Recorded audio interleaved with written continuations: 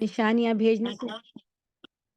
اور ہم کو نشانیاں بھیجنے سے نہیں روکا مگر اس بات نے کہ ان سے پہلے کے لوگ ان کو جھٹلا چکے ہیں۔ چنانچہ دیکھ لو، سمود کو ہم نے اعلانیہ اونٹنی لا کر دی اور انہوں نے اس پر ظلم کیا۔ ہم نشانیاں اسی لیے تو بھیجتے ہیں کہ لوگ انہیں دیکھ کر ڈریں۔ یاد کرو اے محمد صلی اللہ علیہ وسلم، ہم نے تم سے کہہ دیا تھا کہ تیرے رب نے ان لوگوں کو گھیر رکھا ہے، اور یہ جو کچھ بھی ابھی ہم نے تم کو دکھایا ہے، اس کو اور اس درخت کو جس پر قرآن میں لعنت کی گئی ہے، ہم نے ان لوگوں کے لیے بس ایک فتنہ بنا کر رکھ دیا ہے۔ ہم انہیں تنبیہ پر تنبیہ کیے جا رہے ہیں، مگر ہر تنبیہ ان کی سرکشی ہی میں اضافہ کیے جاتی ہے۔ یہ آپ دیکھ رہے ہیں کہ اللہ سبحانہ و تعالی مشرکین مکہ کو گزشتہ قوموں کی واقعات کے ذریعے سے یہ نبی کریم صلی اللہ علیہ وسلم سے اگرچہ کہ بات کریں مگر مخاطب مشرکین مکہ ہیں، اور ان کو یاد دلا رہے ہیں کہ پہلے سرکش، پہلے انکار کرنے والے آپ نہیں ہیں، آپ سے پہلے بہت بڑی بڑی قومیں گزری ہیں جو آپ سے کہیں زیادہ طاقتور تھی، اور انہوں نے آپ سے زیادہ سرکشی دکھائی اور آج ان کا نام و نشان نہیں ملتا۔ اس آیت میں اللہ سبحانہ و تعالی جس درخت کی طرف اشارہ کر رہے ہیں وہ قرآن کریم میں دوزخ کے ایک درخت یعنی زقوم کے درخت کا ذکر اللہ تعالیٰ نے کیا، اور پھر کافر اس کا مذاق اڑانے لگے اور کہنے لگے کہ ابھی تو یہ کہتے تھے کہ دوزخ میں آگ ہوگی، اور اب یہ اور صرف آگ ہوگی اور انتہائی گرمی ہوگی اور کوئی نباتات اس میں نہیں رہ سکتے، اور اب یہ کہہ رہے ہیں کہ اس کے اندر ایک درخت بھی ہوگا۔ اللہ سبحانہ و تعالی یہاں پہ فرما رہے ہیں کہ یہ کوئی ایسا نہیں ہے کہ ان کے جو اعتراضات ہیں یا ان کے سوالات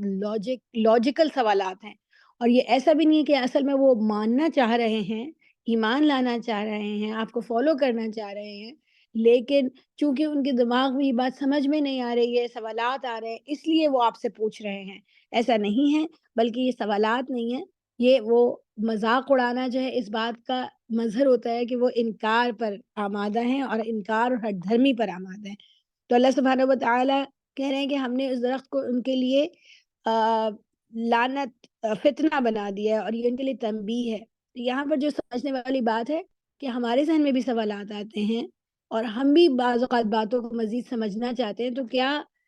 کون سی بات جو ہے وہ اللہ سبحانہ و تعالی کے سامنے حق کو، سچ کو دریافت کرنے کے لیے ہوتی ہے، اور کون سی بات جو ہوتی ہے وہ ہٹ دھرمی کی علامت ہوتی ہے، کون سا سوال؟ یہ ایک بہت اہم بات ہے سمجھنے والی۔ اور آپ یہ دیکھیے کہ جس سوال کو اللہ سبحانہ و تعالی یہ سمجھ رہے ہیں کہ یہ اصل میں سوال نہیں ہے جو علم حاصل کرنے کے لیے کیا جاتا ہے، بلکہ یہ موقری ہے، یعنی بلکہ یہ مذاق ہے، اس کا جواب بھی نہیں دیتے۔ اللہ سبحانہ و تعالی ہم سب کو اس سے محروم رکھے۔ اللہ کہہ رہے ہیں کہ یہ تو جتنی ایسی چیزیں آ رہی ہیں، چاہے وہ دوزخ کا ذکر ہے، چاہے وہ قیامت کا ذکر ہے، وہ ان کی سرکشی میں الٹا اضافہ کر رہے ہیں، حالانکہ اس کا مقصود یہ تھا کہ لوگ جو ہے وہ ہدایت حاصل کریں۔ پھر کہتے ہیں وَإِذْ قُلْنَا لِلْمَلَائِكَةِ اسْجُدُوا لِآدَمَ فَسَجَدُوا إِلَّا إِبْلِيسَ، اور پھر دوبارہ سے ابتدائے آفرینش کی طرف لے جاتے ہیں، بالکل بگننگ آف دا اسٹوری پہ لے جاتے ہیں، جو انسانی تاریخ ہے اس کی ابتدا پر لے جاتے ہیں۔ کہتے ہیں کہ اس وقت کو یاد کرو جب ہم نے ملائکہ سے کہا کہ آدم کو سجدہ کرو، تو سب نے سجدہ کیا مگر ابلیس نے نہ کیا۔ اس نے کہا کیا میں اس کو سجدہ کروں جسے تو نے مٹی سے بنایا ہے؟ دیکھیے آدم علیہ السلام کا قصہ قرآن کریم میں جا بجا آیا ہے، بار بار آیا ہے، اور کوئی بھی اور بھی قصے ہیں جو بار بار آئے، جو ہمیں سمجھنے کی بات ہے تفہیم القرآن میں، فہم میں قرآن میں کہ یہاں پہ کیوں آیا ہے۔ یہاں پہ اللہ سبحانہ و تعالی یہ بتا رہے ہیں کہ ایک سوال شیطان نے، ابلیس نے بھی کیا تھا، لیکن اس کا سوال بھی علم کی دریافت کے لیے نہیں تھا، بلکہ اس کا سوال بھی انکار کے لیے تھا، اس کا سوال ہٹ دھرمی اور تکبر کا مظہر تھا، جیسے ابھی مشرکین مکہ کی بات کی گئی۔ پھر وہ بولا دیکھ تو صحیح، کیا یہ اس قابل تھا کہ تو نے اسے مجھ پر فضیلت دی؟ اگر تو مجھے قیامت کے دن تک مہلت دے تو میں اس کی پوری نسل کی بیخ کنی کر ڈالوں، بس تھوڑے ہی لوگ مجھ سے بچ سکیں گے۔ اللہ تعالیٰ نے فرمایا اچھا تو جا، ان میں سے جو بھی تیری پیروی کریں تجھ سمیت ان سب کے لیے جہنمی بھرپور جزا ہے۔ استغفر اللہ۔ تو جس کو اپنی دعوت سے پھسلا سکتا ہے پھسلا لے، ان پر اپنے سوار اور پیادے چڑھا لا، مال اور اولاد میں ان کے ساتھ ساجھا لگا، اور ان کو وعدوں کے جال میں پھانس، اور شیطان کے وعدے ایک دھوکے کے سوا اور کچھ بھی نہیں ہے۔ یہ ایک آیت ہے، لیکن اس میں اللہ سبحانہ وتعالی شیطان کے تمام پھندے، اس کے مختلف طریقے ہمیں بہکانے کے، وہ ہمارے سامنے اللہ تعالیٰ نے بیان کر دیے۔ پہلے میں اللہ سبحانہ وتعالیٰ ایک تو اس کو مہلت دے رہے ہیں، یہ ہم کو پتہ ہے، لیکن میں یہاں پہ فوکس کرنا چاہ رہی ہوں کہ وہ طریقے کیا ہیں۔ شیطان جو ہے وہ انسان کو جو وسوسہ اس کے ذہن میں ڈالتا ہے، سوال اس کے ذہن میں ڈالتا ہے، انکار اس کے ذہن میں ڈالتا ہے، تو وہ اس کے دوستی نہیں کر رہا ہوتا۔ کبھی ہمارے ذہن میں الجھنیں ہوتی ہیں، کوشچن آتے ہیں، تو ہم یہ مت سمجھیں کہ وہ ہمارے فائدے کی چیز ہے، بلکہ وہ اصل میں ہمیں بہلانے کے لیے، ہمیں بہکانے کے لیے ہوتا ہے۔ ایک تو وسوسے ڈالنا تاکہ ہم اللہ کے راستے سے بہک جائیں۔ پھر اللہ کہتے ہیں ان پر اپنے سوار اور پیادے چڑھا، یعنی یہ شیطان کی فوج ہے۔ جیسے کسی بھی آرمی میں اگر ہم پرانے زمانے کی ملٹری کو ذہن میں لے کر آئے، تو فوج کے اوپر کچھ لوگ پیدل سپاہی ہوتے تھے اور کچھ لوگ جو ہیں وہ گھوڑوں پر یا ہاتھیوں پہ سوار ہوتے تھے ایسے۔ یہ مختلف طرح کے جو سپاہی ہوتے تھے وہ فوج کا حصہ ہوتے تھے۔ اس کا مطلب ہے کہ شیطان کی پوری ذریت ہے، قرآن کریم میں اس کا ذکر ہے کہ اس کی پوری اولاد ہے اور اس کے پوری فوج ہے، اور یہ فوج بعض اللہ سبحانہ تعالیٰ یوں تشبیہ دے رہے ہیں کہ جیسے ایک فوج کے اندر کچھ سوار ہوتے ہیں، کچھ پیادے ہوتے ہیں، یعنی کچھ زیادہ اکوپڈ ہوتے ہیں پیادے۔ اور سوار ہونے کا مطلب ہے کہ یہ وہ لوگ ہیں جن کے پاس سواری ہے، they are faster than the others اور they are more equipped than the other soldiers۔ تو شیطان مختلف لوگوں کو روکنے کے لیے، اللہ کے راستے سے روکنے کے لیے اپنے مختلف طرح کی صلاحیتوں والے اور مختلف طرح کے ہتھ کنڈوں سے آراستہ سولجرز کو بھیجتا ہے۔ تو ایک سے بات نہیں سنتے، ایک سے اگر ہم نہیں رکتے تو شیطان رک نہیں جاتا، بلکہ وہ بھیجتا رہتا ہے۔ پھر اللہ کہتے ہیں مال اور اولاد میں اس کے ساتھ ساجھا لگا، یعنی جو شیطان ہے وہ مال اور اولاد میں ساجھا لگانے کا کیا مطلب ہے کہ جو اللہ سبحانہ وتعالیٰ قرآن میں ہی ایک اور جگہ بھی فرماتے ہیں کہ مال اور اولاد آزمائش ہے۔ تو جو چیزیں انسان کو محبوب ہیں، جو چیزیں انسان کے فائدے کی چیزیں ہیں، شیطان اسی راستے سے آ کے ہم کو بہکاتا ہے۔ ساجھا لگانے کا کیا مطلب ہے کہ انسان شریک کرنا اس کے اندر، یعنی وہ انسان اپنا فائدہ اس میں سے اٹھاتا ہے، اپنی خوشی کے لیے کرتا ہے، لیکن شیطان اس میں سے اپنا حصہ لے لیتا ہے۔ اپنے لیے فائدہ لینا مال سے اور اولاد سے، خوشی کسید کرنا، یہ ظاہر ہے کہ ایک نیچرل چیز ہے، اللہ سبحانہ تعالیٰ نے اسے منع نہیں کیا۔ جیسے فرض کیجئے کہ آپ کی اولاد ہے اور وہ کامیاب ہوتی ہے، ایگزام میں کامیاب ہوتی ہے، ڈگری لیتی ہے، کچھ اچھا کرتی ہے، آپ کو اس سے خوشی ہوتی ہے، نیچرل چیز ہے، آپ اس سے خوش ہوتے ہیں، آپ اس کو انعام دیتے ہیں، آپ لوگوں کو بھی بتاتے ہیں، تو اس میں کوئی گناہ کی بات نہیں ہے۔ لیکن شیطان اس میں ساجھا اس طرح لگاتا ہے کہ پھر آپ اپنے اولاد کی کامیابی کے لیے غلط کام بھی کرتے ہیں، اس کو خوش کرنے کے لیے آپ غلط ذرائع سے دولت بھی کماتے ہیں اور دولت کو خرچ بھی کرتے ہیں۔ اسی طرح آپ اپنی اولاد کو کے اوپر فخر جتانے لگتے ہیں، دوسروں کو نیچا دکھانے لگتے ہیں، تو ایسے موقع پر شیطان کا شریکہ آ جاتا ہے، اس کے اندر شیطان اپنا حصہ لے لیتا ہے۔ اسی طرح مال ہے، مال سے فائدہ اٹھانا اللہ نے اس کو منع نہیں کیا، لیکن شیطان فائدہ نہیں اٹھانے دیتا بلکہ وہ اپنا حصہ لگاتا ہے، اور وہ یہ کہ آپ مال کو غلط طریقے سے استعمال کرتے ہیں یا غلط جگہ پہ خرچ کرتے ہیں یا اس کے پیچھے آپ کی نیت خراب ہوتی ہے، تو اس طرح شیطان ہماری چیزوں میں سے اپنا حصہ لے لیتا ہے اور ان کو وعدوں کے جال میں پھانس، اور شیطان کے وعدے ایک دھوکے کے سوا اور کچھ نہیں، اور شیطان کہتا ہے یہ بھی بہتر ہو جائے گا اور یہ بھی بہتر ہو جائے گا۔ اس میں جو بات سمجھنے کی ہے وہ یہ کہ ظاہر ہے ہمیں شیطان نظر تو نہیں آتا نا، ہمیں کیسے پتہ چلے کہ یہ ہمیں شیطان کہہ رہا ہے؟ تو ہمارے ذہن میں جو اپنے منفی خیالات آتے ہیں، جو ہمیں حق کے راستے سے بہکاتے ہیں اور کہتے ہیں کچھ نہیں ہے، ہو جائے گا، کچھ نہیں، بہتر ہو جائے گا، وہ ہمیں غلط کام پہ، ناجائز کی طرف آمادہ کرتا ہے، اور اس کے بعد ہمیں سہانے خواب دکھاتا ہے کہ اگر میں غلط طریقے سے پیسہ کماؤں اور اگر میں غلط طریقے پر لگاؤں تو دیکھنا میں تو امیر ہو جاؤں گا، میرا تو اسٹیٹس بڑھ جائے گا۔ اسی طرح اگر میں غلط طریقے سے کسی کو تکلیف پہنچا دوں تو دیکھ میں اس کو نیچے دکھا کے میں اوپر چڑھ جاؤں گا۔ یہ جو مستقبل کے اچھے خواب ہوتے ہیں، غلط کام کے ذریعے ایسا کوئی خیال آئے تو فوراً سمجھ لینا چاہیے کہ یہ شیطان کی طرف سے۔ اور اللہ سبحانہ وتعالیٰ قرآن میں ہی ہمیں یہ دعا سکھائیے کہ وہ تو اللہ سے استغفار طلب کرتے ہیں، یہاں تک کہ اگر انہیں کوئی خیال بھی چھو جائے تو مان انہیں سمجھ آ جاتا ہے کہ یہ تو شیطان ہے، اور وہ فوراً اللہ کی پناہ طلب کرتے ہیں۔ تو اللہ کہہ رہے ہیں کہ شیطان سے کہہ رہے ہیں کہ تجھے مہلت ہے کہ جس کو چاہے تو یہ سارے ہتھ کنڈے استعمال کر کے دیکھ لے، لیکن یقیناً میرے بندوں پر تجھے کوئی اقتدار حاصل نہ ہوگا، اور توکل کے لیے تیرا رب کافی ہے۔ اب یہ دیکھیں کتنی پیاری بات ہے، یہاں پر اللہ سبحانہ و تعالیٰ نے 2 طرح کے ہمارے سامنے رول ماڈلز رکھے ہیں۔ شیطان سب کو بہکائے گا، اپنے ہتھ کنڈے لائے گا، مشکل کر دے گا، لیکن اکثریت اس کی بات سنے گی، لیکن ایک گروہ ایسا ہوگا جو اس کی بات نہیں سنے گا۔ سو اللہ سبحانہ و تعالیٰ یہاں پہ در پردہ اور بٹوین دا لائن یہ فرمانے ہیں کہ وہ میرے بندے ہیں، جو شیطان کی بہکاوے میں نہیں آتے، وہ میرے بندے۔ ان عبادی لیس لک علیہم سلطان، میرے بندوں میں۔ سو یہ اللہ سبحانہ و تعالیٰ محبت سے اور فخر سے ان لوگوں کا ذکر کرتے ہیں کہ جو شیطان کے ان تمام ہتھ کنڈوں کی ایک نہیں چلنے دیتے اور ان سب کو نو کہتے اور اللہ تعالیٰ کی اطاعت کے اوپر قائم رہتے ہیں۔ اللہ ان کو عبادی کہتے ہیں، حالانکہ بندے تو سب ہیں، پیدا تو اس نے سب کو کیا ہے، لیکن اللہ تعالیٰ ان سب کو اپنی محبت کے لیے، اپنی رحمت کے لیے اور ثواب آخرہ کے لیے خاص کر لیتے ہیں۔ تمہارا حقیقی رب تو وہ ہے۔ اب اس کے بعد سلسلہ خطاب جو ہے وہ دوبارہ انسانوں کی طرف مڑ جاتا ہے کہ دیکھو اس انجام کے بعد حقیقی نصیحت تمہارے لیے ہے کہ تمہارا حقیقی رب تو وہ ہے جو سمندر میں تمہاری کشتی چلاتا ہے تاکہ تم اس کا فضل تلاش کرو۔ حقیقت یہ ہے کہ وہ تمہارے حال پر نہایت مہربان ہے، اور جب سمندر میں تم پر مصیبت آتی ہے تو اس ایک کے سوا دوسرے جن کو تم پکارا کرتے ہو وہ سب گم ہو جاتے ہیں، مگر جب وہ تم کو بچا کر خشکی پر پہنچا دیتا ہے تو تم اس سے منہ موڑ جاتے ہو۔ انسان واقعی بڑا ناشکرا ہے۔ تو دیکھیے استحضار ہے اللہ تعالیٰ کا ہماری انسانی نفسیات کے ذریعے۔ ہم اللہ تعالیٰ کہہ رہے ہیں کہ جب تم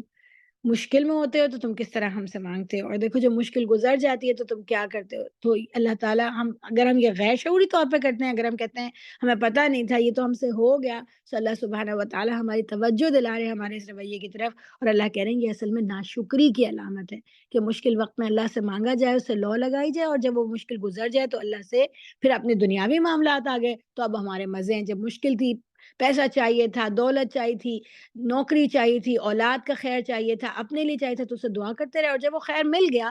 تو پھر ایسے کام کیے جس سے اللہ تعالیٰ خفا ہوتے ہیں، چاہے وہ پیسہ خرچ کرنے کا معاملے میں ہو، چاہے وہ اولاد کے معاملے میں ہو، پھر اللہ سے خفا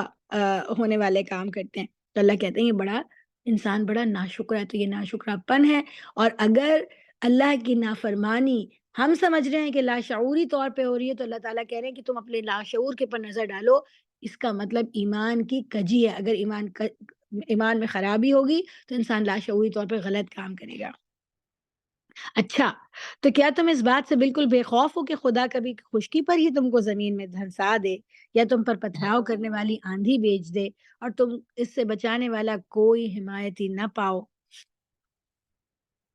اور کیا تمہیں اس کا کوئی اندیشہ نہیں کہ خدا پھر کسی وقت سمندر میں تم کو لے جائے اور تمہاری ناشکری کے بدلے پر تم پر سخت طوفانی ہوا بھیج کر تمہیں غرق کر دے، اور تم کو ایسا کوئی نہ ملے جو اس سے تمہارے اس انجام کی پوچھ گچھ کر سکے؟ اب دیکھیے یہ 2 جو آیات ہیں، یہ اللہ سبحانہ و تعالیٰ نے اپنے فیوچر سے ہمیں خبردار کیا ہے کہ تمہاری یہ حیثیت ہے کہ یہ جو زمین کے نیچے فرش ہے یہ اللہ کا دیا ہوا ہے، اور جو آسمان کی چھت ہے یہ بھی اللہ کی دی ہوئی ہے۔ سو اگر اللہ سبحانہ و تعالیٰ اس آسمان کو چھت کے بجائے عذاب کا ذریعہ بنا دے تو تم کیا کرو گے؟ تو دیکھیے مختلف طریقے سے اللہ تعالیٰ جو ہے، قرآن جو ہے وہ انسان کے ایمان کو بھی جھنجھوڑتا ہے اور اس کے عقل کو بھی جھنجھوڑتا ہے۔ اور کیا تمہیں اس کا کوئی اندیشہ نہیں کہ خدا پھر کسی وقت سمندر میں تم کو لے جائے اور تمہاری ناشکری کے بدلے تم پر سخت طوفانی ہوا بھیج کر تمہیں غرق کر دے، اور تم کو ایسا کوئی نہ ملے جو اس سے تمہارے اس انجام کی پوچھ گچھ کر سکے؟ یہ تو ہماری عنایت ہے کہ ہم نے بنی آدم کو بزرگی دی، اور انہیں خشکی و تری میں سواریاں عطا کی، اور ان کو پاکیزہ چیزوں سے رزق دیا، اور اپنی بہت سی مخلوقات پر نمایاں فوقیت بخشی۔ یہ اب اللہ سبحانہ و تعالیٰ اس کو کہتے ہیں اپنے آفاق میں سے نشانی۔ اس سے پہلے انفس میں سے، یعنی اپنی جان سے نشانی دی، جو میں نے سائیکولوجیکل اپنے ایک رسپانس کا ذکر کیا تھا، وہ انسان کے اپنے نفس میں سے علامت ہے اللہ تعالیٰ کے ہونے کی، صحیح اور غلط کی، اور اس اختیار کی کہ ہم اپنی مرضی سے غلط یا صحیح کو اختیار کرتے ہیں۔ اب اللہ سبحانہ و تعالیٰ یہاں پر ہمیں کہہ رہے ہیں کہ تاریخ انسانی پہ نظر ڈالو اور کائنات کے نظام پہ نظر ڈالو، تو بنی آدم کو بزرگی دی، حالانکہ دوسری مخلوقات بھی ہیں جو ہم سے کئی گنا طاقتور ہیں، اور ہو سکتا ہے کہ ہم سے کئی زیادہ صلاحیتیں رکھتی ہیں، کچھ سمندر میں تیر سکتی ہیں، کوئی ہواؤں میں اڑ سکتی ہیں، کوئی چیر پہاڑ سکتی ہیں، لیکن اللہ نے ہمیں دی ہے بزرگی۔ اور اسی طرح اللہ سبحانہ وتعالیٰ ان نعمتوں کا ذکر کر رہے ہیں جو اللہ نے ہمیں دی ہیں، خشکی اور تری کی سواریاں۔ ہم سمجھتے ہیں کہ یہ ہماری انوینشنز ہیں، یہ جو ٹرانسپورٹیشن کے مینز ہیں، ہوائی جہاز اور پانی کے جہاز اور ٹرینز اور cars, and we are very very fascinated by all these means of transportation, مگر اللہ کہہ رہی ہے تو ہم نے دیا ہے۔ اس کا آئیڈیا کس نے ذہن میں ڈالا؟ اس کو بنانے کے لیے جو ذرائع ہیں، میٹل ہے، پلاسٹک ہے، ووڈ ہے، اور اس کے لیے جو میکینزمز ہیں، جو انرجیز ہیں، میکینیکل انرجی ہے، فیول کی انرجی ہے، یہ سب کس نے دی ہے؟ یہ تمہیں ہم نے دی ہے، اور ان کو پاکیزہ چیزوں سے رزق دیا۔ اسی طرح جو اللہ تعالیٰ کی ساری نعمتیں اور اپنی بہت سی مخلوقات پر نمایاں فوقیت بخشی۔ تو ایسا مینشن کہ جیسے کہ وحوش ہیں، جو جانور ہیں، جنگلی جانور، وائلڈ اینیملز ہیں، وہ ہم سے زیادہ طاقتور ہیں، لیکن دیکھیے کہ دنیا کے اوپر جس کو اللہ نے اقتدار بخشا ہے وہ انسان ہے۔ جس کو سانپ کاٹ لے تو وہ وہیں پہ مر جائے، اگر شیر حملہ کر دے تو وہ وہاں پہ، ایک چھوٹی سی اسپائڈر اگر کاٹ لے تو زہر پھیل جائے اور انسان مر جائے۔ یعنی ہم اتنے ویک ہیں، اس کے باوجود اللہ تعالیٰ نے ان تمام مخلوقات پر ہمیں فوقیت بخشی ہے، تو ہمیں شکر بجا لانا چاہیے، اور اللہ تعالیٰ کی اس اصل طاقت اس کے پاس ہے۔ اگر میرے پاس طاقت ہے تو اسی کی عطا کرتا ہے، تو اس کا محض تقاضا یہ ہے کہ میں اللہ کے سامنے سر تسلیم خم کر دوں۔ پھر خیال کرو اس دن کا جب ہم ہر انسانی گروہ کو اس کے پیشوا کے ساتھ بلائیں گے۔ اور اب ایک اور استحضار ہے، ایک اور نشانی ہے، ایک اور یاد دہانی ہے آخرت کے دن۔ پھر خیال کرو اس دن کا جب کہ ہم ہر انسانی گروہ کو اس کے پیشوا کے ساتھ بلائیں گے۔ اس وقت جن لوگوں کو ان کا نامہ اعمال سیدھے ہاتھ میں دیا گیا، وہ اپنا کارنامہ پڑھیں گے اور ان پر ذرہ برابر ظلم نہ ہوگا۔ اب یہ اہم بات ہے کہ قیامت کے روز جو پیشی ہوگی، سو ہر شخص اپنے لیڈر کے ساتھ ہوگا۔ اب یہ لیڈر کون ہے؟ کیا یہ لیڈر ان کے ٹائم کا لیڈر ہے، یا یہ لیڈر ان کا جو ہے وہ نبی ہے جو اس کے دور میں آیا؟ سو یہ دونوں باتیں ممکن ہے اگر ہم قرآن سے دیکھیں۔ سو کیونکہ حدیث سے بھی پتہ لگتا ہے کہ ہر شخص قیامت کے روز اپنے محب کے ساتھ ہوگا، جس سے وہ محبت کرتا ہے اس کے ساتھ ہوگا۔ سو اگر آپ نے اور میں نے اچھے لیڈروں کی پیروی کی، ایسے جو ہمیں اللہ کے راستے کی طرف لے کر جاتے ہیں، تو قیامت کے نزدیک کے دن نیکوکار لوگ ہمارے پیشوا ہوں گے۔ اور اگر ہم نے بدی کرنے والوں کے اور بدی کے راستے کی طرف بلانے والوں کو فالو کیا، تو پھر وہ ہمارے لیڈرز ہوں گے۔ اور پھر اس وقت جو الٹیمیٹلی کیا ہوگا کہ بک آف اعمال دی جائے گی، نامہ اعمال دیا جائے گا، جو سیدھے ہاتھ میں دیا جائے گا، وہ اپنا کارنامہ پڑھیں گے، ان پر ذرہ برابر ظلم نہ ہوگا۔ اور جس دنیا میں اندھا بن کر رہا، وہ آخرت میں بھی اندھا ہی رہے گا، بلکہ راستہ پانے میں اندھے سے بھی زیادہ ناکام۔ اے محمد صلی اللہ علیہ وسلم، ان لوگوں نے اس کوشش میں کوئی کسر نہیں اٹھا رکھی کہ تمہیں فتنے میں ڈال کر اس وحی سے پھیر دیں جو ہم نے تمہاری طرف بھیجی ہے، تاکہ تم ہمارے نام پر اپنی طرف سے کوئی بات گھڑو، اور تم ایسا کرتے تو وہ تمہیں ضرور اپنا دوست بنا لیتے۔ دیکھیے کبھی کبھار دعوت دینے والے کے، صحیح راستے کی طرف بلانے والے کے دل میں ڈاؤٹ اٹھتے ہیں کہ لوگ اتنی میری مخالفت کیوں کریں۔ اور اس وقت ہم نبی کریم صلی اللہ علیہ وسلم کو اپنے ذہن میں لائیں تو نبی کریم صلی اللہ علیہ وسلم محبوب ہستی تھے ان کے زمانے میں، وہ ان کو خود صادق و امین کہہ رہے تھے، ان کو مانتے تھے، اور اب انہوں نے اچانک سے انکار کرنا شروع کر دیا ہے۔ تو کسی بھی نیک فطرت شخص کے دل میں یہ ہوتا ہے، جو نارسسسٹ نہیں ہوتا۔ ظاہر ہے کہ جو نارسسسٹ ہوتا ہے وہ ہمیشہ سمجھتا ہے دوسروں کی غلطی ہے، لیکن جو ہمبل انسان ہوتا ہے، جو نیک نفس انسان ہوتا ہے، وہ سوچتا ہے کہ کہیں ایسا نہیں کہ میری وجہ سے کوئی ایسی بات ہو کہ یہ لوگ میری بات نہیں سن رہے، کہیں ایسا تو نہیں میری طرف سے کوئی کمی ہے۔ تو اللہ تعالیٰ ان کو یقین دلا رہے ہیں کہ یہ آپ کی کوئی کمی نہیں ہے، بلکہ بات صرف یہ ہے کہ آپ ان کو ان کی مرضی کی چیز نہیں دے رہے۔ اگر آپ ان کی بات سن لیں اور ان کی مرضی سے اس قرآن میں، اس وحی میں آ، آ، تبدیل کر لیں، تو یہ آپ کے ساتھ ہو جائیں گے۔ تو اس کا مطلب ہے کجی ان کے اندر ہے اور کمی آپ کی طرف سے نہیں ہے۔ اور بعید نہ تھا کہ اگر ہم تمہیں مضبوط نہ رکھتے تو تم ان کی طرف کچھ نہ کچھ جھک جاتے۔ تو یہ آیت جو ہے، اس طرح کی جو آیات ہوتی ہیں، مشکل آیات، یہ نبی کریم صلی اللہ علیہ وسلم کی کسی کمزوری کی طرف اشارہ نہیں کر رہی کہ آپ ایسا کر لیتے اور ورنہ تو ہم ساتھ ہیں۔ ظاہر ہے اس کا ایک مطلب تو یہ ہے کہ اصل میں جو آل ڈوئنگ ہے اور جو ساری طاقت اور اقتدار اور سب کچھ ہو رہا ہے، وہ اللہ سبحانہ و تعالیٰ کے ہاتھ میں ہے۔ اس کا مطلب یہ ہے۔ لیکن اس کا مطلب کہ اگر ہم آپ کو مضبوط نہ کرتے اور ثبات عطا نہیں کرتے تو آپ اس طرف جھک جاتے۔ اس کا جو میرے نزدیک جو اس کا مطلب سمجھ میں آ رہا ہے وہ یہ ہے کہ جو مخالفت ہے اور جو ہتھ کنڈے ہیں اور جو مختلف طریقے ہیں جو شیطان، اس کی ذریت اور مشرکین مکہ چلا رہے ہیں وہ اتنے زیادہ ہیں، وہ اتنا مشکل ہے، اس کا پریشر اتنا ہے کہ کوئی بھی انسان اس کے سامنے جھک جاتا۔ یہ آپ کی کمزوری نہیں ہے، بلکہ یہ اس بات کا اعتراف ہے، یہ اس بات کی ریکگنیشن ہے کہ واقعی مخالفت بہت زیادہ ہے۔ اور اگر ہم اپنی زندگی میں بھی دیکھیں تو مشکل ہوتی ہے، لیکن یہ اللہ سبحانہ و تعالیٰ کا کرم ہوتا ہے جو ہم کو ایمان کے راستے پر ثبات اور مضبوطی عطا کرتا ہے۔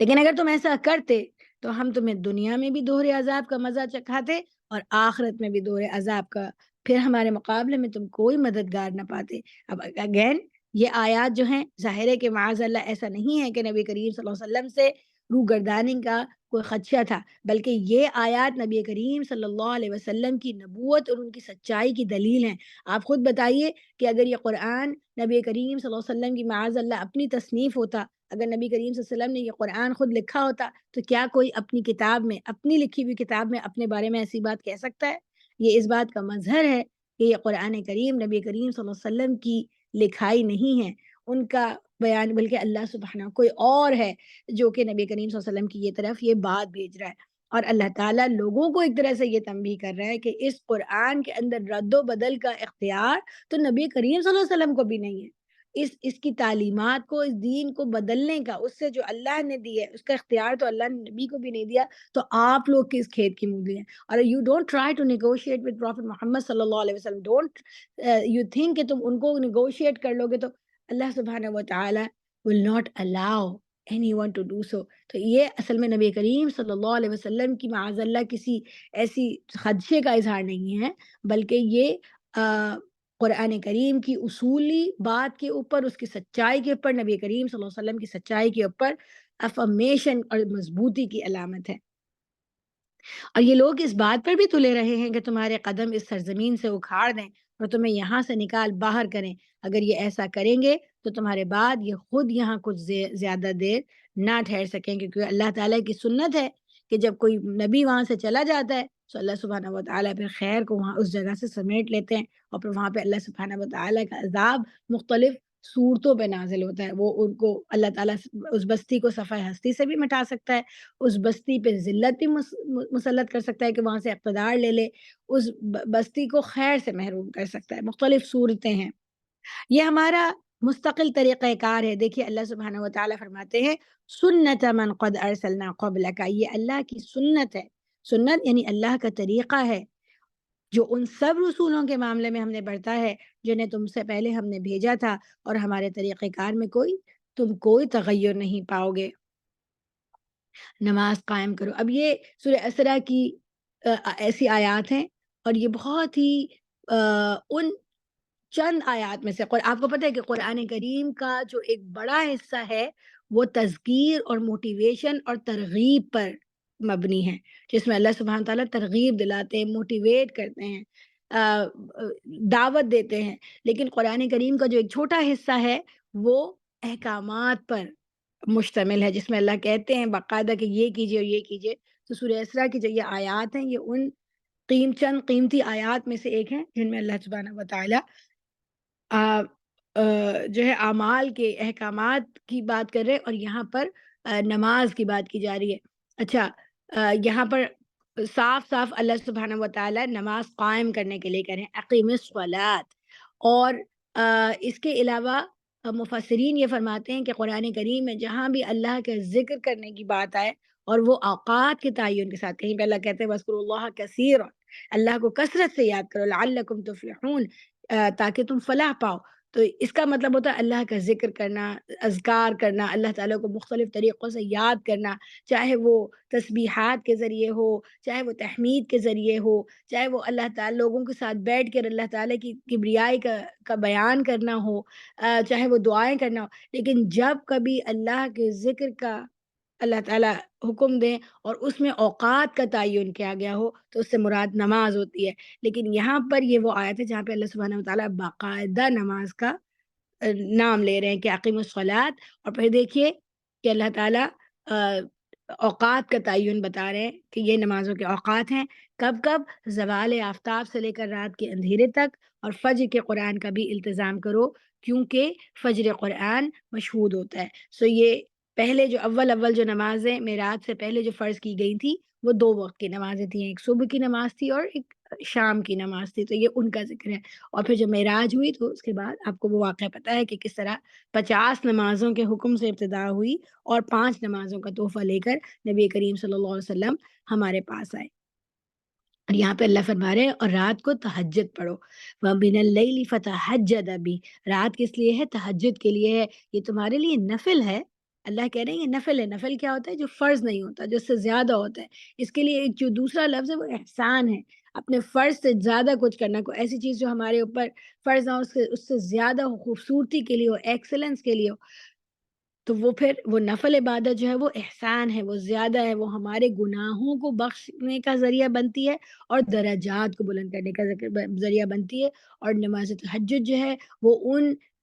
بڑے بڑی نفل نمازوں میں سے جو کہ ہیں تو اگرچہ فرض نہیں، لیکن جو ان کا اجر ہے، جو ان کا ثواب ہے اور جو ان کو پڑھنے والوں کا درجہ ہے وہ بہت زیادہ ہے۔ بعید نہیں کہ تمہارا رب تمہیں مقام محمود پر فائز کر دے۔ اب یہ ایک عجیب بات ہے، یہ مقام محمود آپ سب کو پتہ ہے، یاد ہے کہ یہ تو وہ ہے جس پہ نبی کریم صلی اللہ علیہ وسلم کو فائز کیا جائے گا، اور جو کہ ہم اذان والی دعا میں بھی کرتے ہیں کہ اللہ سبحانہ تعالیٰ نبی کریم صلی اللہ علیہ وسلم کو مقام محمود پہ فائز کر دے۔ اب اس میں علماء یہ بتاتے ہیں کہ مقام محمود کیا ہے؟ نبی کریم صلی اللہ علیہ وسلم کو اللہ تعالیٰ نے شفاعت کرنے کی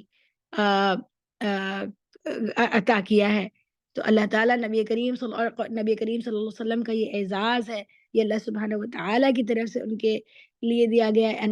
انعام ہے کہ روز قیامت نبی کریم صلی اللہ علیہ وسلم لوگوں کی شفاعت کریں گے، اور اس کو مقام محمود کہا گیا۔ اب یہاں پر اللہ سبحانہ وتعالیٰ یہ فرما رہے ہیں کہ تہجد پڑھنے سے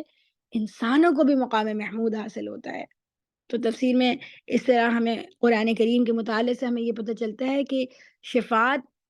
کچھ نہ کچھ شفاعت انسانوں کو بھی عطا ہوتی ہے۔ شفاعت کیا ہوتی ہے؟ یعنی کسی اور کے حق میں جنت کی یا مغفرت کی درخواست کر سکنا۔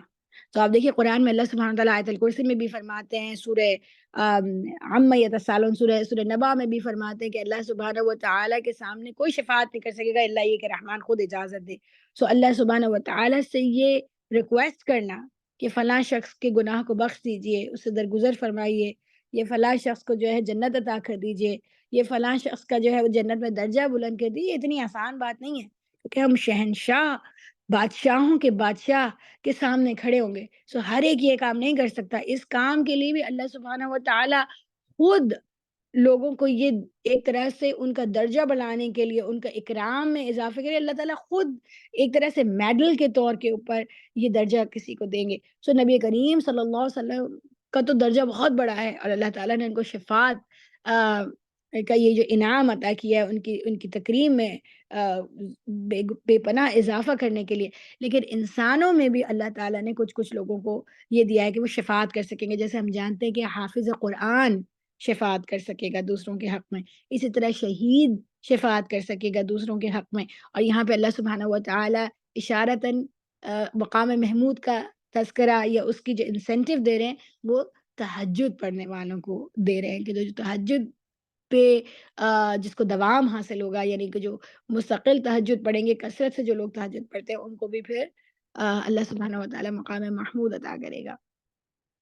اور دعا کرو کہ پروردگار مجھ کو تو جہاں بھی لے جا سچائی کے ساتھ لے جا، اور جہاں سے بھی نکال سچائی کے ساتھ نکال، اور اپنی طرف سے ایک اقتدار کو میرا مددگار بنا دے۔ یہ جو دعا ہے اس کو یاد کر لیجئے، یہ نبی کریم صلی اللہ علیہ وسلم کو اللہ سبحانہ وتعالیٰ نے خود سکھائی ہے، اور یہ اس کے اندر ایک اشارہ موجود ہے کہ جب کفار کے ظلم و ستم بڑھ رہے ہیں تو اللہ سبحانہ وتعالیٰ نبی کریم صلی اللہ علیہ وسلم کو اب یہاں سے نکال کے اور دوسرے آپشنز کی طرف، ہجرت کی طرف راستہ کھلنے والا ہے۔ تو اس کے اندر یہ ہجرت کا اشارہ موجود ہے۔ تو یہ دعا ہم بھی مانگیں جب ہم ٹریول کر رہے ہوتے ہیں، ایک جگہ سے دوسری جگہ نقل مکانی موو کر رہے ہوتے ہیں، پرماننٹ موو کر رہے ہوتے ہیں، تو یہ دعا جو ہے وہ مانگنی چاہیے۔ یہ قرآن کی دعا ہے، اس کو یاد کر لینا چاہیے، اور اس کو یہ دعا کو پڑھنا چاہیے۔ اور کہیے وَقُلْ جَاءَ الْحَقُّ وَزَهَقَ الْبَاطِلُ إِنَّ الْبَاطِلَ كَانَ زَهُوقًا، اور اعلان کر دو کہ حق آ گیا اور باطل مٹ گیا۔ اب باطل تو مٹنے ہی والا ہے۔ اب دیکھیے یہ وہ آیت ہے جو نبی کریم صلی اللہ علیہ وسلم فتح مکہ کے موقع پر تلاوت کر رہے تھے، جب خانہ کعبہ کے اندر بتوں کو توڑے تھے۔ اور لیکن آپ دیکھیے یہ ہے اللہ کریم کی جلال، اس کی عظمت اور قرآن کی سچائی، اور حق ہونا قرآن کا کہ اس حقیقت کا جو اظہار ہے وہ اس واقعے کے ظہور پذیر ہونے سے بہت پہلے کر دیا گیا. یعنی بت ٹوٹے، ایک دن آیا کہ خانہ کعبہ کے بت توڑ دیے گئے، پورا حرم، پورا حجاز بتوں سے پاک کر دیا گیا. اور اس حقیقت کا کسی کو بھی پتہ نہیں تھا کیونکہ پرسیکیوٹ کیے جا رہے تھے. ان کو تو آگ پہ گھسیٹا جا رہا تھا، ان کے اوپر تو ٹارچر کیا جا رہا تھا، تو کس کو اس بات کا پتہ تھا؟ لیکن قرآن کریم کی سچائی، کیونکہ اللہ سبحانہ و تعالیٰ کی طرف سے یہ نازل کردہ ہے، یہ اللہ کا پلان ہے، حق قائم ہو کر رہے گا، تو اللہ تعالیٰ بہت پہلے ہی ایسے ذکر کر رہے ہیں جیسے پاسٹ ٹینس کا ذکر ہو کہ حق تو آ گیا. کیونکہ یہ بات اتنی سچی ہے کہ اللہ کے لیے تو یہ پاسٹ ٹینس ہے، جیسا کہ یہ بس ہو گیا، سو جاء الحق. کہہ دیجئے کہ حق تو آ چکا، وزہق الباطل، اور باطل تو مٹ بھی چکا. تو یہ بھی انٹرسٹنگ بات ہے کہ حق کے آنے سے باطل مٹ جاتا ہے. حق کا موجود ہونا باطل کے مٹنے کی دلیل ہوتا ہے، اس کی علامت ہوتا ہے، چاہے بظاہر ابھی باطل کے اثرات باقی ہوں. ان الباطل کان زہوقا، اور باطل تو ہے ہی مٹنے کے لیے، وہ جب جب آئے گا حق کے سامنے مٹ جائے گا. اور ہم اس قرآن کے سلسلہ تنزیل میں وہ کچھ نازل کر رہے ہیں جو ماننے والوں کے لیے تو شفا اور رحمت ہے، مگر ظالموں کے لیے خسارے کے سوا اور کسی چیز میں اضافہ نہیں کرتا.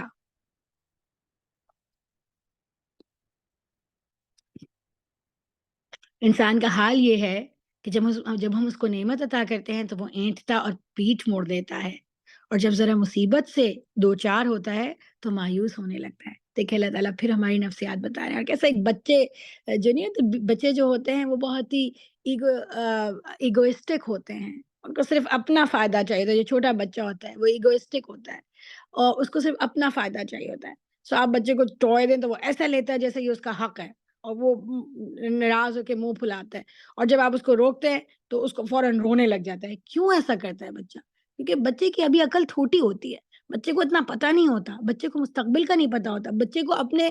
رائٹ اینڈ رانگ کا احساس نہیں ہوتا، بچے کو ابھی یہ احساس نہیں ہوتا کہ اگر اس کی ماں اس کو یہ دے رہی ہے تو یہ اس کی ماں کا احسان ہے، یہ اس کی ماں کی محبت ہے. کیونکہ بچہ ابھی ایگوئسٹک ہے. ہم چھوٹے بچے کی بات کریں، 2 سال کی، 3 سال کے بچے کی، وہ محبت کو اپنا حق سمجھ کر لیتا ہے، وہ ہر کرم کو اپنا حق سمجھ کر لیتا ہے اور ایگوئسٹک ہوتا ہے. اس کے لیے دنیا اس کی گرد گھوم رہی ہوتی ہے. یہ ہیومن سائیکالوجی ہے جو اس کو پڑھ کے بتاتی ہے کہ، اور دیکھیے حدیث میں بھی اس طرح سے آتا ہے نا کہ جو بچہ چھوٹا ہوتا ہے تو وہ تمہارا بادشاہ ہوتا ہے اور تم اس کے غلام ہوتے ہو، اور جو بچہ پھر 5 ایئر کے بعد کی ایج والا ہوتا ہے پھر تم اس کے بادشاہ ہوتے ہو، وہ تمہارا غلام ہوتا ہے. تو جو چھوٹا بچہ ہوتا ہے ایگوئسٹک ہوتا ہے، اس کو اتنی عقل نہیں ہوتی. تو اللہ کہہ رہے ہیں کہ یہ تو انسان بڑا بھی ہو جاتا ہے، میری اور آپ کی طرح مچور بھی ہو جاتا ہے، ویسے اس کو دنیا میں بہت باتیں سمجھ میں آنے لگتی ہیں، دنیا کے کاروبار سمجھ میں آنے لگتے ہیں، لیکن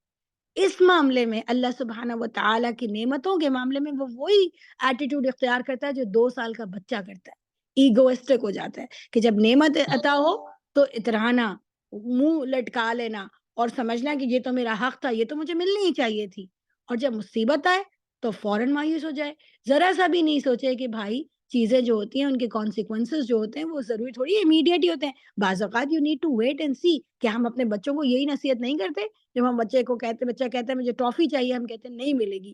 ہمیں بچہ رات کو کہہ رہا ہوتا ہے کہ مجھے ابھی جائیے اور مجھے میکس سے کچھ لا کے دیجیے، ابھی جائیے مجھے سلرپی پیجیے، ابھی چاہیے مجھے، تو ابھی چاہیے گاڑی، اور یہی والی چاہیے اور $100 والی چاہیے. تو ہم پوری تو نہیں کرتے. بچہ کتنا روتا ہے اور بچہ سمجھتا ہے کہ اس کے اوپر ظلم ہو رہا ہے، لیکن ہم اس کو سمجھاتے ہیں نا کہ یہ نہیں ہو سکتا. یا اگر وہ کوئی چیز مانگتا تو کہتے ہیں ابھی سو جاؤ، صبح ابو آئیں گے جائیں گے اور تمہیں انشاءاللہ دلائیں گے، جمعے تک انتظار کرو، اتوار تک انتظار کرو، ہم تمہیں دلا دیں گے. تو جب بچے کو سمجھانا ہوتا ہے تو ہم لوگ بالکل ایک الگ رویہ اختیار کر لیتے ہیں. لیکن جب ہمارا اپنا معاملہ آتا ہے اللہ تعالیٰ کی طرف سے،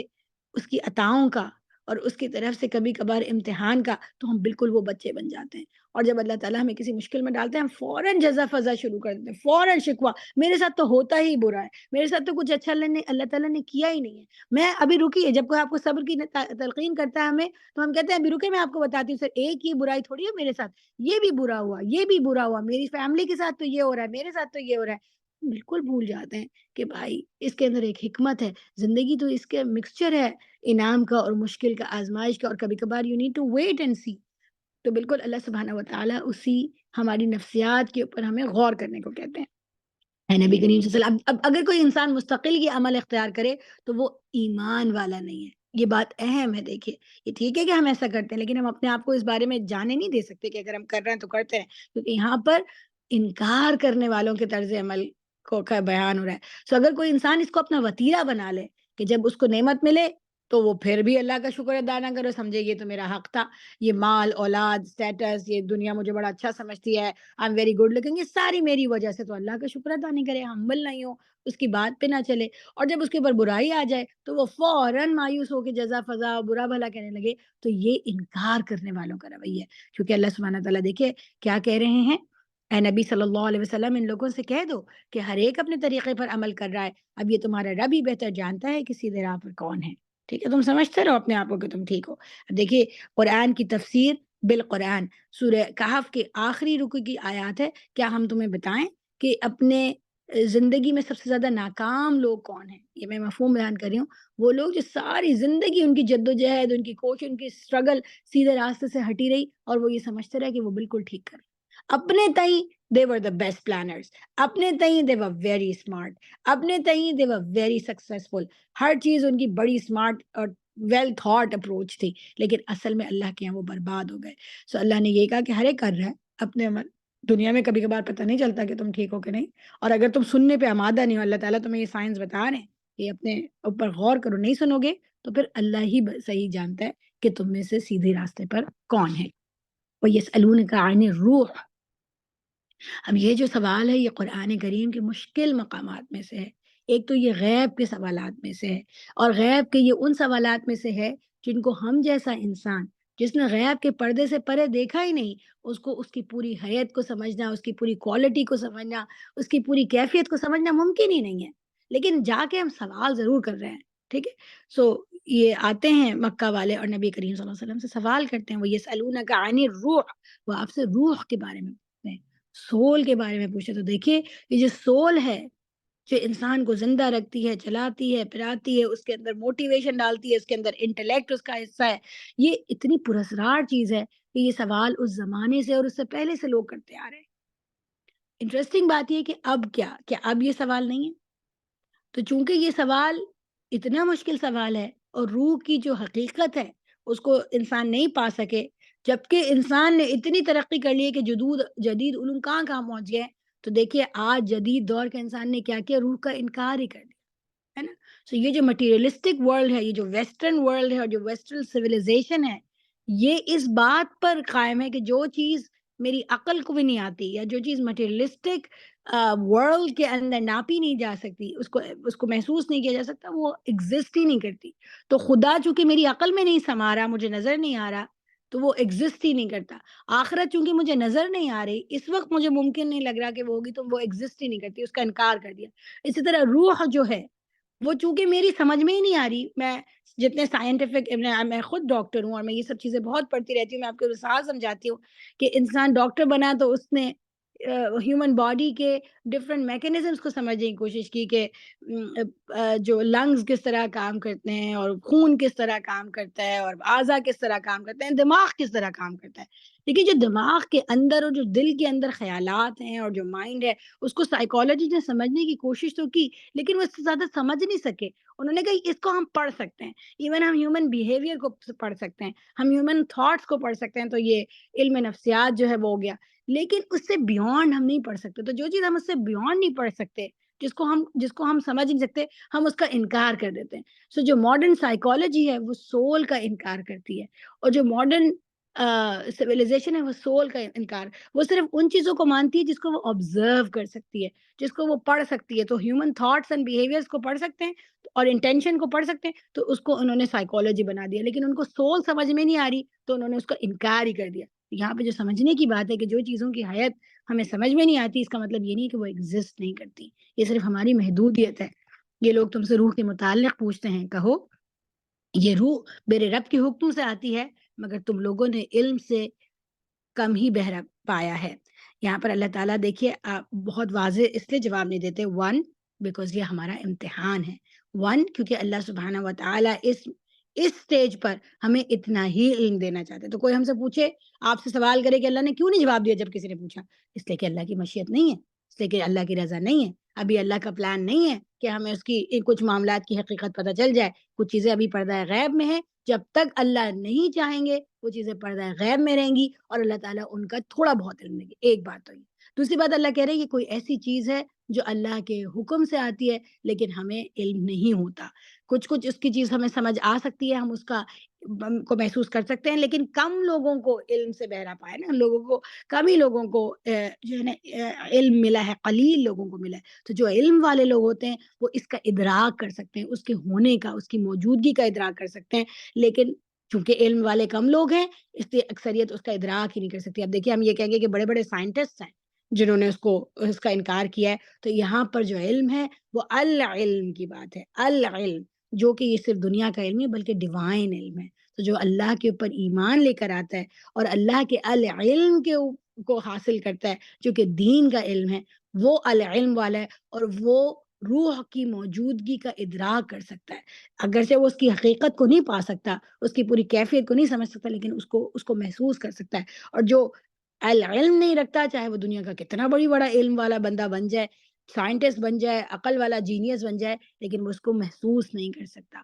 اب دوسری بات اور جو سمجھ میں آئی کہ اللہ کا حکم قسم کی کوئی چیز ہے، یہی وہ چیز ہے جو اللہ نے ہمارے اندر بھی پھونکی اور اللہ سبحانہ وتعالی نے اس روح کو، اللہ تعالیٰ کا کوئی ایسی چیز ہے جو کہ اللہ نے آ آ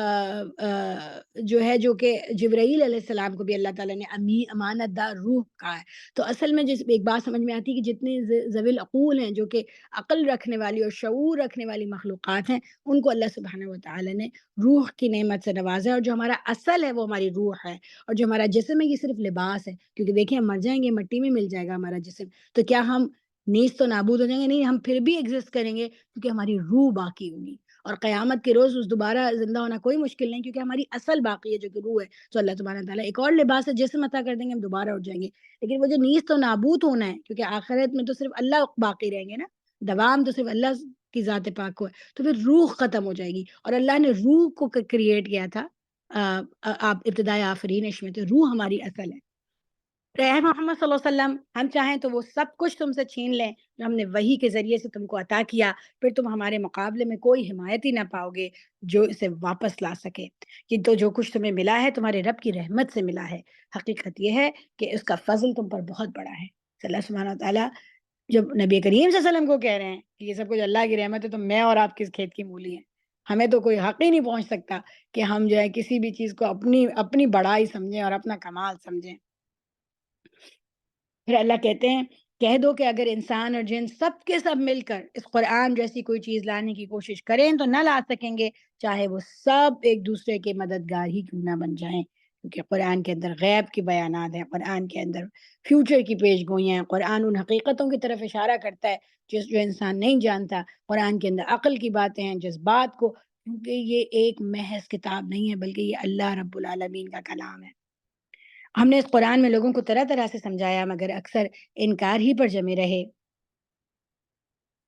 اور انہوں نے کہا ہم تیری بات نہ مانیں گے جب تک کہ تو ہمارے لیے زمین کو پھاڑ کر ایک چشمہ جاری نہ کر دے، یا تیرے لیے کھجوروں اور انگوروں کا ایک باغ پیدا ہو اور تو اس میں نہریں رواں کر دے، یا تو آسمانوں کو ٹکڑے ٹکڑے کر کے ہمارے اوپر گرا دے جیسا کہ تیرا دعویٰ ہے، یا خدا اور فرشتوں کو روح در روح ہمارے سامنے لے آ، یا تیرے لیے ایک سونے کا گھر بن جائے، یا تو آسمان پر چڑھ جائے اور تیرے چڑھنے کا بھی ہم یقین نہ کریں گے جب تک کہ تو ہمارے اوپر ایک ایسی تحریر نہ اتار لائے جیسے ہم پڑھیں۔ اے محمد صلی اللہ علیہ وسلم، ان سے کہو پاک ہے میرا پروردگار، کیا میں ایک پیغام لانے والے انسان کے سوا اور بھی کچھ ہوں؟ تو دیکھیے اگین یہ جو سوالات ہیں کس طرف اشارہ کر رہے ہیں جو ہم نے پہلے پڑھا تھا کہ یہ سوالات نہیں ہیں، یہ علم کی دریافت کی کھوج کی لیے باتیں نہیں ہیں، بلکہ یہ موکری ہے، یہ انکار کی علامت ہے۔ تو جب کوئی چیز انکار کے لیے مانگی جاتی ہے اپنے آپ کو بڑا سمجھ کے کسی کو چھوٹا دکھانے کے لیے، تو اللہ تعالیٰ کبھی اس کا جواب نہیں دیتے، اللہ تعالیٰ اس کے جواب میں کچھ پیش نہیں کرتے۔ لوگوں کے سامنے جب کبھی ہدایت آئی تو اس پر ایمان لانے سے ان کو کس چیز نے نہیں روکا مگر ان کے اسی قول نے کہ کیا اللہ نے بشر کو پیغمبر بنا کر بھیج دیا۔ اگین یہ ایک بودا قسم کا اعتراض ہے، ان سے کہو اگر زمین میں فرشتے اطمینان سے چل پھر رہے ہوتے تو ہم ضرور آسمان سے کسی فرشتے ہی کو ان کے لیے پیغمبر بنا کے بھیج دے۔ اللہ تعالیٰ نے انسانوں سے کو یہ بتانا تھا کہ جو تعلیمات آپ کی طرف بھیجی جا رہی ہیں اس کے اوپر عمل کرنا ممکن ہے، اور ایک انسان ہی اس کے لیے موضوع ہے۔ اگر زمین پر فرشتے ہوتے تو اللہ تعالیٰ فرشتے کو نہ بھی بھیج، چونکہ انسان ہے اس لیے اللہ نے انسانوں کو بھیجا ہے۔ اے محمد صلی اللہ علیہ وسلم، ان سے کہو کہ میرے اور تمہارے درمیان بس ایک اللہ کی گواہی کافی ہے، وہ اپنے بندوں کے حال سے باخبر ہے اور سب کچھ دیکھ رہا ہے۔ جس کو اللہ ہدایت دے دی وہی ہدایت پانے والا ہے، اور جسے وہ گمراہی میں ڈال دے تو اس کے بعد ایسے لوگوں کے لیے تو کوئی حامی و ناصر نہیں پا سکتا۔ ان لوگوں کو ہم قیامت کے روز اوندھے منہ کھینچ لائیں گے، اندھے، گونگے اور بہرے، ان کا ٹھکانہ جہنم ہے۔ جب کبھی اس کی آگ دھیمی ہونے لگے گی ہم اسے اور بھڑکا دیں گے۔ استغفر اللہ، اللہم اجرنا من النار، اللہم لا تجعلنا منہم۔ یہ بدلہ ہے ان کی اس حرکت کا کہ انہوں نے ہماری آیات کا انکار کیا اور کہا کیا جب ہم صرف ہڈیاں اور خاک ہو کر رہ جائیں گے تو نئے سرے سے ہم کو پیدا کر کے اٹھا کھڑا کیا جائے گا؟ اور کیا ان کو یہ نہ سوجھا کہ جس خدا نے زمین اور آسمانوں کو پیدا کیا ہے وہ ان جیسوں کو پیدا کرنے کی ضرور قدرت رکھتا ہے۔ اس نے ان کے حشر کے لیے ایک وقت مقرر کر رکھا ہے جس کا آنا یقینی ہے، مگر ظالموں کو اصرار ہے کہ وہ اس کا انکار ہی کریں گے۔ اے محمد صلی اللہ علیہ وسلم، ان سے کہو اگر میرے رب کی رحمت کے خزانے تمہاری قبضے میں ہوتے تو تم خرچ ہونے کے اندیشے سے ضرور ان کو روک رکھتے۔ واقعی انسان بڑا تنگ دل واقع ہوا ہے۔ یعنی تم جو اتنے بڑے بڑے سوال کر رہے ہو، اگر کوئی خدا نہیں ہے اور انسان یا کوئی دیوی دیوتا معاذ اللہ خدا ہیں، تو جو اللہ کی مخلوق ہے اس کا دل تو بڑا تنگ ہے۔ تو تم لوگوں کے اگر ہاتھ میں آ جائے تو تم تو کسی کو بھی جینے نہ دو، سارا اپنے لیے رکھ لو۔ دیکھیں دس از واٹ ہم لوگ کر رہے ہیں دنیا میں، ہے نا؟ آپ کو بڑے مزے کی بات بتاؤں کہ یہ ویسٹرن ورلڈ میں جو بڑی بڑی چیریٹی کی جاتی ہے، اور ہمیں لگتا ہے یہ کتنی اچھی بات ہے نا کہ لوگ چیریٹی دیتے ہیں۔ ظاہر ہے اللہ تعالیٰ نے ہر انسان کے اندر حق بھی رکھا ہے، نور تو اللہ نے سب کو دیا، سب اللہ کے بندے ہیں، تو اللہ نے تھوڑا تھوڑا تو سب کو عطا کیا، اور یہ اس لیے دیا ہے تاکہ جب حق آئے تو اندر کا حق باہر کے حق کو پہچان لے اور فوراً اسلام قبول کر لے۔ لیکن اکثریت جو ہے وہ اندر کے حق کو باہر کے حق یعنی قرآن اور دین کو پہچاننے کے لیے استعمال نہیں کرتی، تو وہ صرف اس حق کو اپنے اندر محدود کر کے رکھتی ہے، اس لیے صرف دنیا میں ان کی نیکوکاری اور کچھ اچھے اچھے کام نظر آتے ہیں، لیکن اسلام کو قبول نہیں کرتے وہ۔ تو یہ ایک طرح سے اس اللہ تعالیٰ کے اس دیے گئے حق کو صحیح سے استعمال نہیں کرنا ہے۔ تو بہرحال تو اب وہ اچھے کام کرتے ہیں، اور اس میں سے ایک یہ ہوتا ہے کہ آپ دیکھیں کہ چیریٹی بھی بہت ہوتی ہے، اور کبھی ہزاروں ڈالر کی چیریٹی ہوتی ہے، ملین، لیکن آپ دیکھیے اس کے بھی ریزنز ہوتے ہیں۔ یس، اس کا ایک حصہ ضرور اس کا مطلب انسانوں کی مدد ہوتا ہے، لیکن وہاں سے ٹیکس ریٹرن آ رہا ہوتا ہے، یا وہاں سے اپنے بلیک منی کو بچایا جا رہا ہوتا ہے، یا اس طرح یہ ہوتا ہے کہ اگر آپ نے اتنی چیز چیریٹی میں دی تو یہ آپ کی اور انویسٹمنٹ اس کے بدلے میں آپ کو اور کچھ دنیا میں ملے گا۔ تو دنیا میں جو لوگ ہوتے ہیں جو ہمیں بظاہر جو ایمان نہیں لانے والے ہیں، اور کبھی اللہ معاف کرے ایمان لانے والوں کا بھی یہ طرز عمل ہوتا ہے کہ اگر وہ بظاہر وہ پیسہ خرچ کر رہے ہوتے ہیں لوگوں پر، اور ہمیں لگتا ہے وہ بڑے فیاض ہیں، تو اللہ کہہ رہے ہیں بڑے تنگ دل ہیں۔ وہ فوراً سوچتے ہیں مجھے کیا فائدہ ملے گا، میرا ٹیکس ریٹرن آئے گا کہ نہیں آئے گا، مجھے اگر میں کسی کو کچھ دوں تو یہ مجھے ملے گا کہ نہیں۔ تو انسان بڑا تنگ دل ہے، اور میرے اور آپ کے اوپر یہ کیسے اپلائی ہوتی ہے؟ بعض اوقات ہم اپنے رشتہ داروں پر، کسی جاننے والے پر کوئی احسان کرتے ہیں، پیسے کا احسان کرتے ہیں، اچھے رویے کا احسان کرتے ہیں، اور اس کے بعد ہم یہ توقع رکھتے ہیں کہ وہ ہمارا غلام بن کے رہے، وہ ہمیں سرو کرے۔ تو ہم نے کبھی کسی کو زکوٰۃ دی، کبھی کوئی صدقہ دیا، کبھی کسی کے مشکل وقت میں مدد کی، اب ہم یہ چاہیں گے کہ اب وہ بس ہماری ہی بات مانا کرے، ہماری بات کو ریجیکٹ نہ کیا کرے، کیونکہ ہم نے اس کی مدد، اور ہمیں یاد دلاتے ہیں یاد ہے یہ تم تھے کیا اور میں نے کیا کیا۔ تو ہم بڑے تنگ دل ہیں کہ اگر ہم نے کبھی کسی کے ساتھ کوئی خیر کا کام کیا تو ہم جو ہے وہ اپنا فائدہ دیکھیں گے کہ مجھے اس نے دیا کہ نہیں دیا۔ ہم نے موسیٰ علیہ السلام کو 9 نشانیاں عطا کی تھیں جو صریح طور پر دکھائی دے رہی تھیں۔ اب یہ تم خود بنی اسرائیل سے پوچھ لو کہ جب وہ سامنے آئیں تو فرعون نے یہی کہا تھا نا کہ اے موسیٰ، میں سمجھتا ہوں کہ تو ضرور ایک سحر زدہ آدمی ہے۔ کس چیز کی طرف اشارہ ہے کہ اگرچہ یہ نشانیاں مانگ رہے ہیں کہ آپ یہ کر کے دکھائیے، یہ کر کے دکھائیے، لیکن اصل میں چونکہ انہوں نے ماننا نہیں ہے، تو اگر ہم نشانیاں دے بھی دیں گے تو یہ مانیں گے نہیں، کیونکہ فرعون نے بھی یہی کیا تھا۔ جب کھلی کھلی معجزات آئے تب بھی اس نے یہی کہا کہ تو ایک سحر زدہ آدمی ہے نا؟ موسیٰ علیہ السلام نے اس کے جواب میں کہا تو خوب جانتا ہے کہ یہ بصیرت افروز نشانیاں رب السماوات والارض کے سوا کسی نے نازل نہیں کی، اور میرا خیال یہ ہے کہ اے فرعون، تو ضرور ایک شامت زدہ آدمی ہے۔ آخرکار فرعون نے ارادہ کیا کہ موسیٰ علیہ السلام اور بنی اسرائیل کو زمین سے اکھاڑ پھینکے، مگر ہم نے اس کو اور اس کے ساتھیوں کو اکٹھا غرق کر دیا، اور اس کے بعد بنی اسرائیل سے کہا کہ اب تم زمین میں بسو، پھر جب آخرت کے وعدے کا وقت آن پورا ہوگا تو ہم تم سب کو ایک ساتھ لا حاضر کریں گے۔ اس قرآن کو ہم نے حق کے ساتھ نازل کیا ہے اور حق ہی کے ساتھ یہ نازل ہوا ہے، اور اے محمد صلی اللہ علیہ وسلم، تو ہم نے اس کے سوا اور کسی کام کے لیے نہیں بھیجا کہ جو مان لے اسے بشارت دے دو، اور جو نہ مانے اسے متنبع کر دو۔ اور اس قرآن کو ہم نے تھوڑا تھوڑا کر کے نازل کیا ہے تاکہ تم ٹھہر ٹھہر کر اسے لوگوں کو سناؤ، اور اسے ہم نے موقع موقع سے، موقع بموقع بتدریج اتارا ہے۔ یہ اللہ تعالیٰ اپنی حکمت بتا رہے ہیں کہ ہمیں پتہ ہے، ہم نے پوری ایک ساتھ کتاب آپ کو نہیں دی، اور ہم نے آہستہ آہستہ موقع بموقع، ہم کو پتہ ہے، اور یہ ایک حکمت کے تحت کیا ہے ہم نے، ٹھیک ہے، تاکہ آپ قرآن کو بھی تھوڑا تھوڑا بتائیے، اور اسی طرح جیسے حالات ویسے قرآن نازل ہوتا تھا۔ اے محمد صلی اللہ علیہ وسلم، ان لوگوں سے کہہ دو کہ تم اسے مانو یا نہ مانو۔ جن لوگوں کو اس سے پہلے علم دیا گیا ہے، انہیں جب یہ سنایا جاتا ہے تو وہ منہ کے بل سجدے میں گر جاتے ہیں۔ تو ایمان لانے والوں کا یہ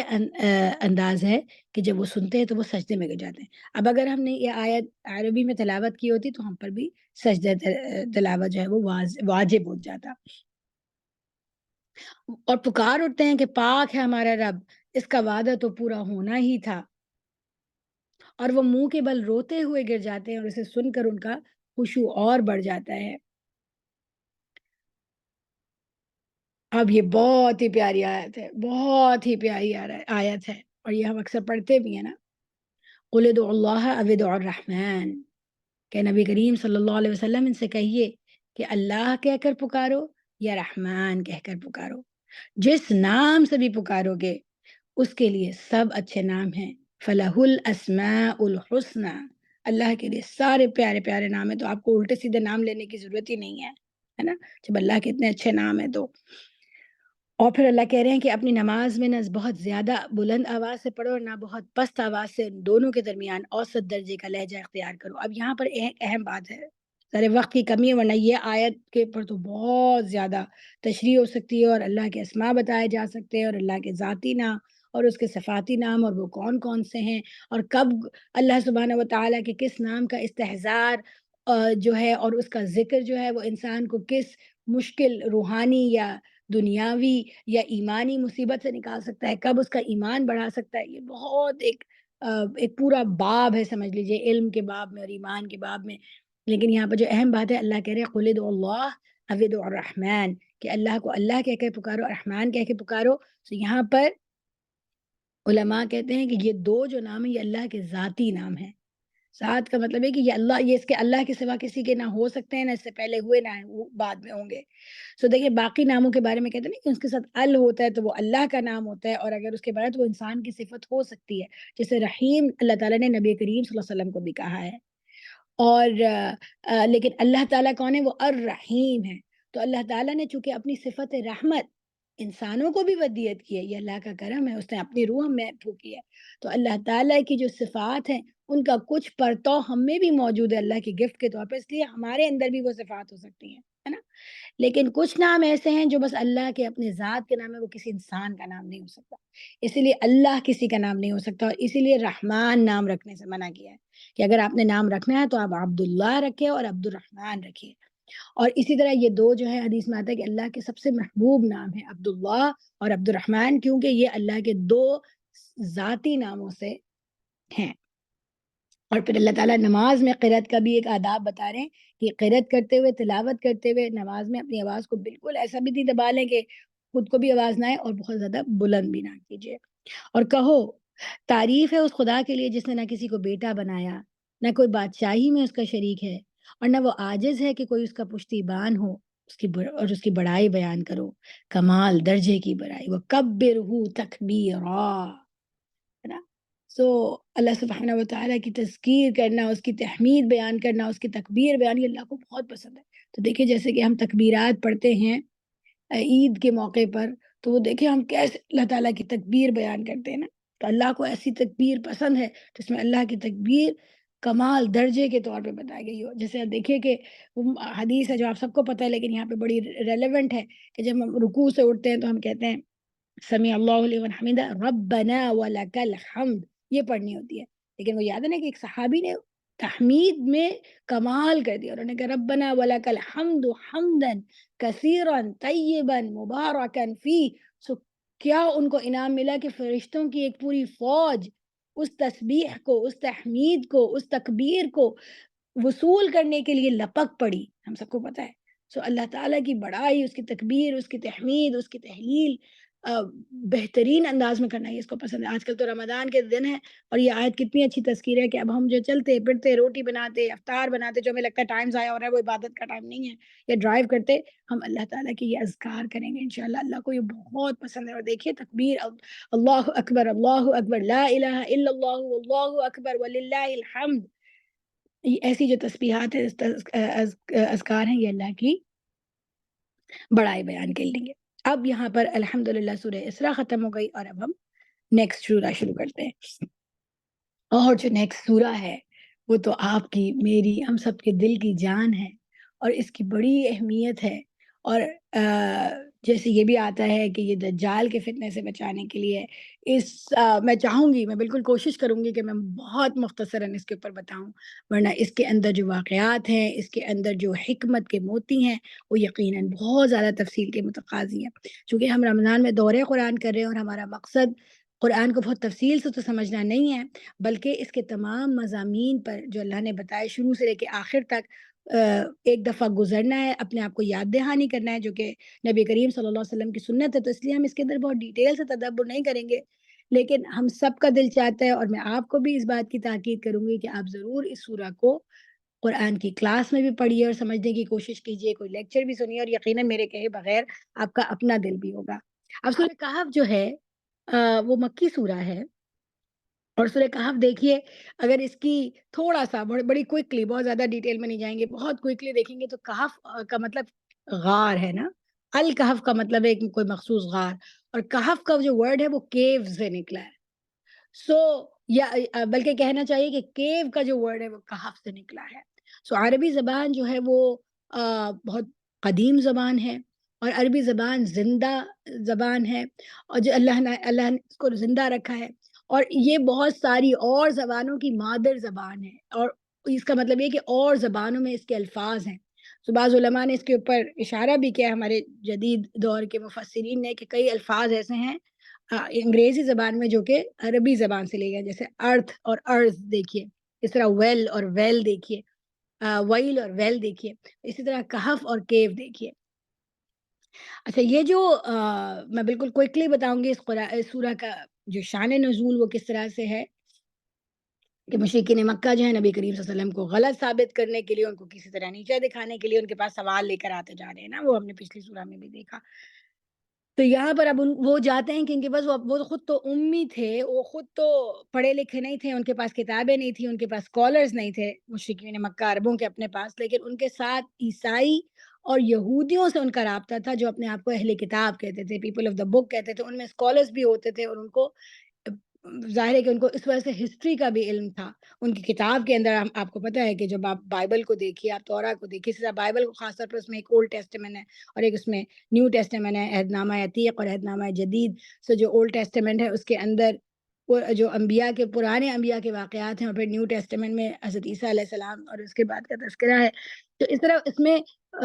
گزشتہ قوموں کے واقعات، ہیومن ہسٹری جو ہے وہ بائبل کے اندر اس کا بیان تھا۔ ظاہر ہے عربوں کے پاس ایسا کوئی ریسورس نہیں تھا نبی کریم صلی اللہ علیہ وسلم کے زمانے میں،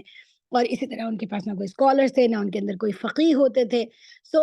جب انہوں نے، اور وہ اس وجہ سے جو پیپل آف دا بک تھے، اہل کتاب تھے، وہ ان کو اپنے ساتھ علم میں اور چیزوں میں بڑا سمجھتے تھے۔ آپ جب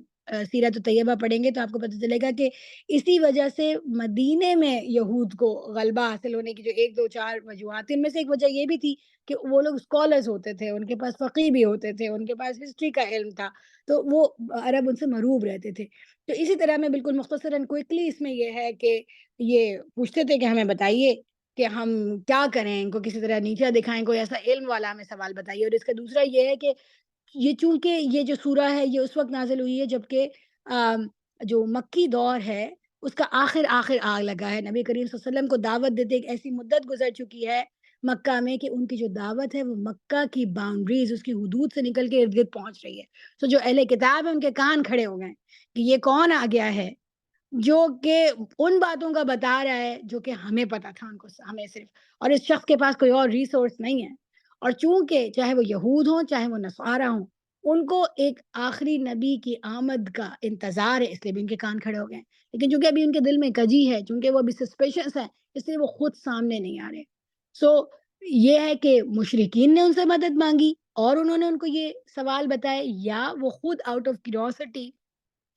کھوج لگانے کے لیے انہوں نے خود مشرکین کو سمجھایا کہ تم ان سے سچائی کے لیے یہ سوال پوچھو کہ ان 3 چیزوں کے بارے میں پوچھو کہ یہ اصحاب کہف کون تھے، اور خضر کا کیا قصہ ہے، اور ذوالقرنین کون تھے، اور اس کے جواب میں اللہ سبحانہ وتعالی نے سورہ کہف کو نازل کیا۔ چلیے ہم پڑھتے ہیں اور اس کے ساتھ اس کو مختصراً تیزی سے دیکھنے کی بھی کوشش کریں گے۔ بسم اللہ الرحمن الرحیم، شروع اللہ کے نام سے جو بڑا مہربان اور نہایت رحم کرنے والا ہے۔ تعریف اللہ کے لیے ہے جس نے اپنے بندے پر یہ کتاب نازل کی اور اس میں کوئی ٹیڑھ نہ رکھی۔ اب دیکھیے سوال آئے ہیں